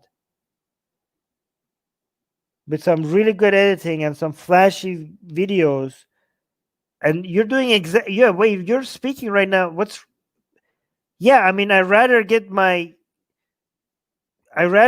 information and motivation and through like my phone, right, accessible to me, rather than spending $7,000 to go circle an ancient building. You're saying that as if that's a bad thing. I mean, this guy might have good advice or might have bad advice. Okay, so yeah, this guy might be giving me so much crappy advice, or he might be giving good advice. But at least I didn't spend $7,000 goddamn dollars to travel half across the planet to get groped by somebody. I mean, come on, I would get groped by somebody, wouldn't I? Right? No, but yeah, well, this is by far better. What are you like? What you're saying? Flashy? I mean, look at your video. Look at the editing done. What? Oh God, the level of self-awareness. I mean, you're showing this guy. I mean, look at you. Look at yourself here. Where is you? Why can't you find you? Yeah, look at you. Look, there's a camera, guys.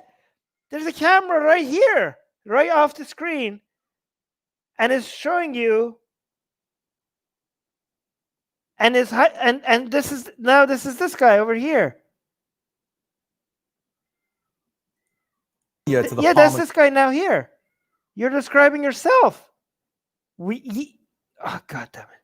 Marco is saying, nah, you didn't miss a super chat, but here's one. Thank you so much, Marco. You're very generous. God, where's this? What's wrong with this? Where's the level of self-awareness?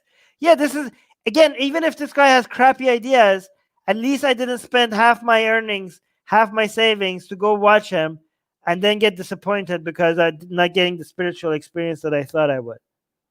Of your hand. It's the intrusiveness of consumer. And guys, this is available to because of liberal values and technology and science.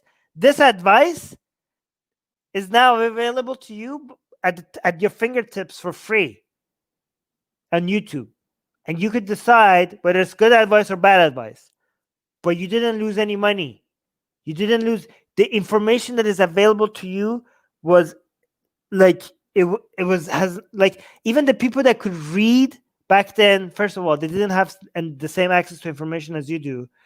But that's like the top 1% of the top 1% that had access to books. And the books that they had access to was like tiny amount of information that now everybody has access to. Like they will be like, oh my god, this book, I heard of this book. Like this is what the social elite thinking, like, oh my god, I wish I had access to this book that these people were talking about in this letter. Can somebody somewhere raise enough funds that we could get somebody to copy this and send it to me somehow, because I'm desperately. And then after years of waiting, finally somebody sends, you raise money, and then you get, guys, you understand that these books, when they want it to be copied, you need to be able to get somebody to go there and actually handwrite this book for you to be able to get a copy. And then after months of copying it, then somebody will send it to you, because you are so obsessed with reading this book as a social elite that you manage to get enough people, and a whole team of people, to recreate this book for you and get somebody to send it to you, so you finally have access to this book that you eagerly want to read. Okay, like this is the steps that people had to go through to be able to get access to certain information that they were obsessed about learning. Okay, so even when it comes to the top elite, that's the process that they had to go to. And now you're like, this book, I want to know about this book, but I want somebody to summarize it for me. And I want this book to be summarized in 5 minutes. And I want it to be told to me with some beautiful animation that makes the information easier to consume for me. And I want all of that for free. That's available to you. That is available to you. You can be like, oh, John Locke, who's John Locke? Somebody gives me a 5-minute summary of what this guy was about, but with somebody with a beautiful voice and some beautiful animation in the background and some imagery that makes me remember this better. That is available to you right now for free. For fucking free. Like if you don't understand the privilege that you have over your ancestors because of all of these ideas that made the world a better place, like you are insane if you don't understand how better of a world you're living in. You are insane, okay? Directly via social media to the palm of your hand. It's the intrusiveness of consumer technology that has created a modern society that is more atomized, more individualistic. Oh, individualistic, so evil. And rather than collectivism. Collectivism is so much better than individualism. And ultimately more depressed. More depressed? Are you serious? Guys, I can't do this right now anymore. We're already halfway through. More depressed? More depressed? With more food, with more healthcare, with more access to clean water, with more access to leisure time, with more access to anesthetics, with more access to, where do I even, entertainment? Are you freaking serious? Guys, compare non-Islamic countries' happiness to Islamic countries' level of happiness right now. What do you think you're going to see? What do you think you're going to see? Do I even need to tell you? This is insane. The fact that people fall for this is insane. I can't go on right now anymore. We're already halfway through and it's already been 2 hours. We're going to finish this later. But guys, I'm losing you guys need to help me with this. Guys, you keep telling me, hey, Armin, why are you so passionate? How could you not get angry over this? You guys need to help me because I am only one person. Why is our army so small? Why are we so tiny? Why do people get away with crapping on Enlightenment values like this, with liberal values like this? Why is this not getting a bigger reaction? Okay, do other people are reviewing this, or am I the only one? Guys, they're coming after our values from all directions. Let me tell you this right now, okay? Liberal values are under attack from everywhere, and not many people are coming to her defense. I'm calling upon you guys to come to her defense, because the Christians are going after her, the Muslims are going after them, the Hindutva, even in Israel, at least the Jewish people are going after it. China is going after it. Okay, from inside liberal countries. The woke left is going after him. The far right is going after him. There's so many people, and it's so bad, guys. They're attacking liberal values while taking credit. The hypocrisy is so bad, because at the same time that they're attacking liberal values, all the fruits and all the progress and all the results of liberal values, they're trying to claim credit for it. It was us. They're like, these are better countries because of Judeo-Christian values. No, you motherfuckers! It's not because of Judeo-Christian values. It's because of Enlightenment values. They're shitting on Enlightenment values while taking credit for the results of it. They're like, yes, Islam is pro. Oh, yeah, Islam is Muhammad was feminist. Islam is pro this and pro that. Like, and they're shitting on the liberal society while making it seem like under an Islamic society, it would be all this progress and more. Don't let them. The right-wing people are like, yes, Western values. They're like, nah, it's not. It's Enlightenment. Guys, they're right-wing. Okay. The right-wing, the far-right people, not the right-wing people, but the far-right people, when they say Western values, they mean white values. And they tell them, don't fall for it, okay? Don't fall for the narrative of Western values. Keep saying Enlightenment values, because what they're actually saying is white values. That's what the far-right people are trying to explain. Remind them that Western values, when they say Western values, remind them that Yahtzees from Germany, you know what I'm talking about? That's also a Western value.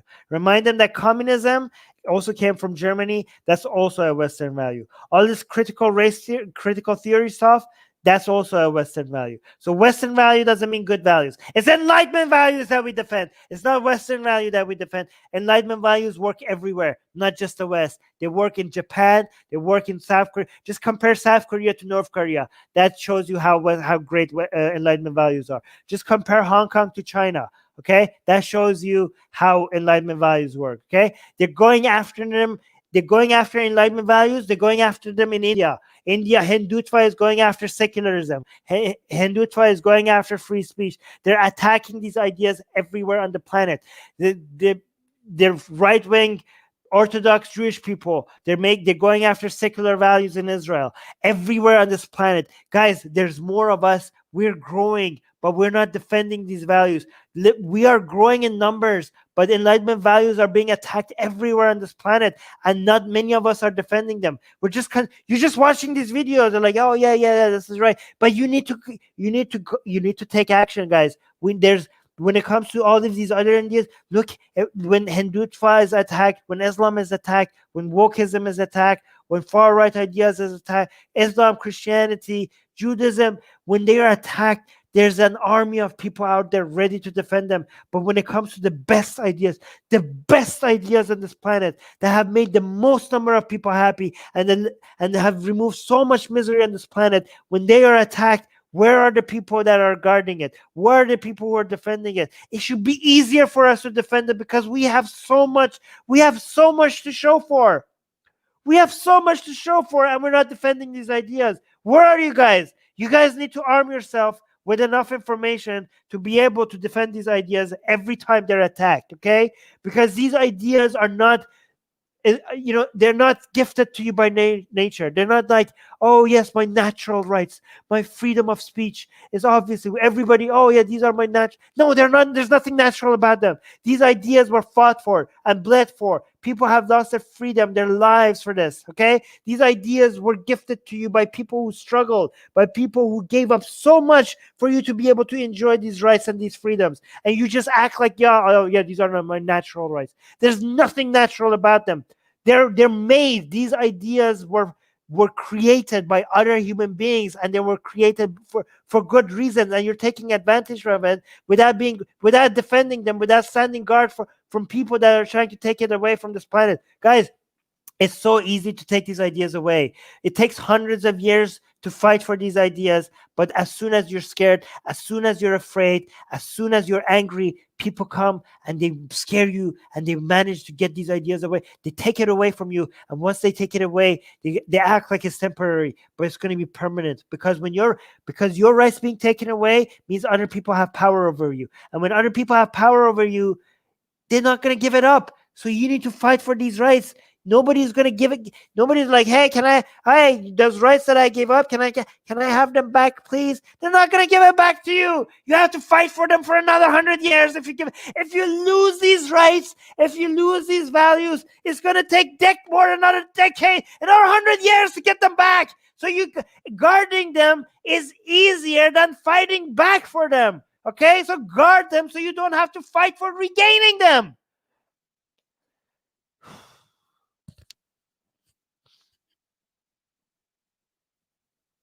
All right, I'm gonna go now.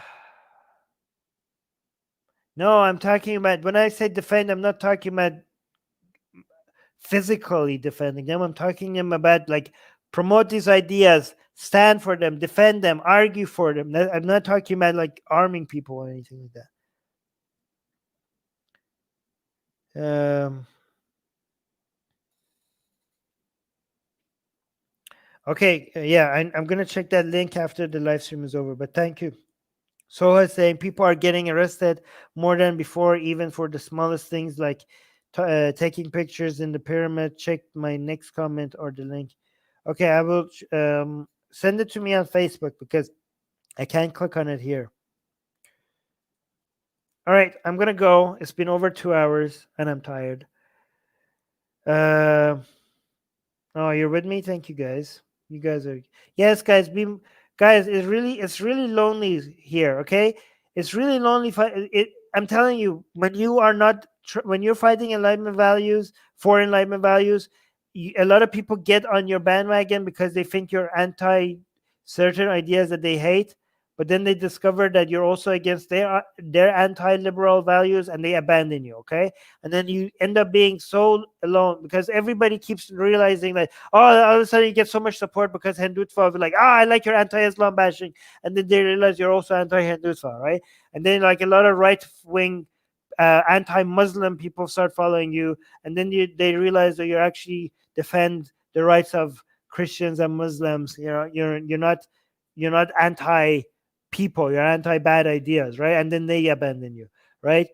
I don't know, you start attacking Christianity and a lot of like liberal leftist people start liking you, and then you do the same thing with Islam, and then they abandon you. So if you're very consistent in being the guardian, trying to guard Enlightenment values, it sometimes feel like there's there's so few of us that are this consistent in defending Enlightenment values against all her enemies.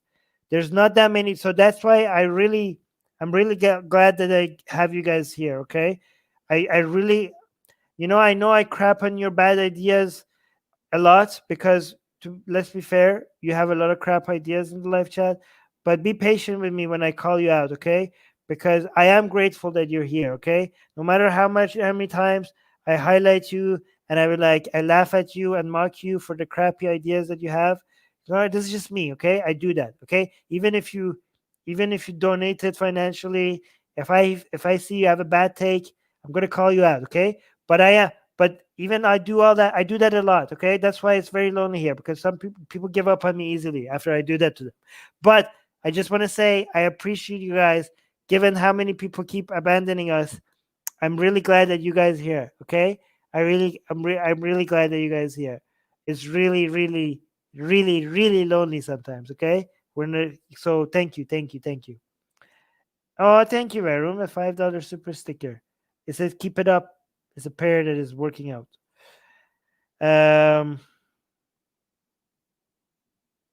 Okay, cool. I'm gonna leave now. Oh, thank you. That's a nice message. All right, I'm gonna go. This has been a long live stream. And okay.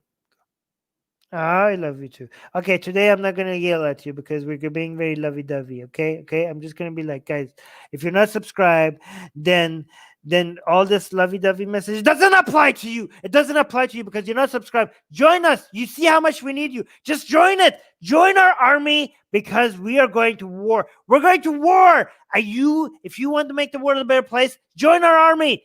You can join, but you don't need to donate. You don't need to become a patron. You can, by the way, link in the description. But you don't need to become a patron. Just subscribe. Half of the people who watch these videos, half Half of the people who watch these videos are not subscribed. You're a moron if you're not. I said I'm not gonna yell. I'm gonna yell. Why are you not subscribed? Did I just say we need you? Did I just say these ideas need defending? Then grow this channel. Share these videos.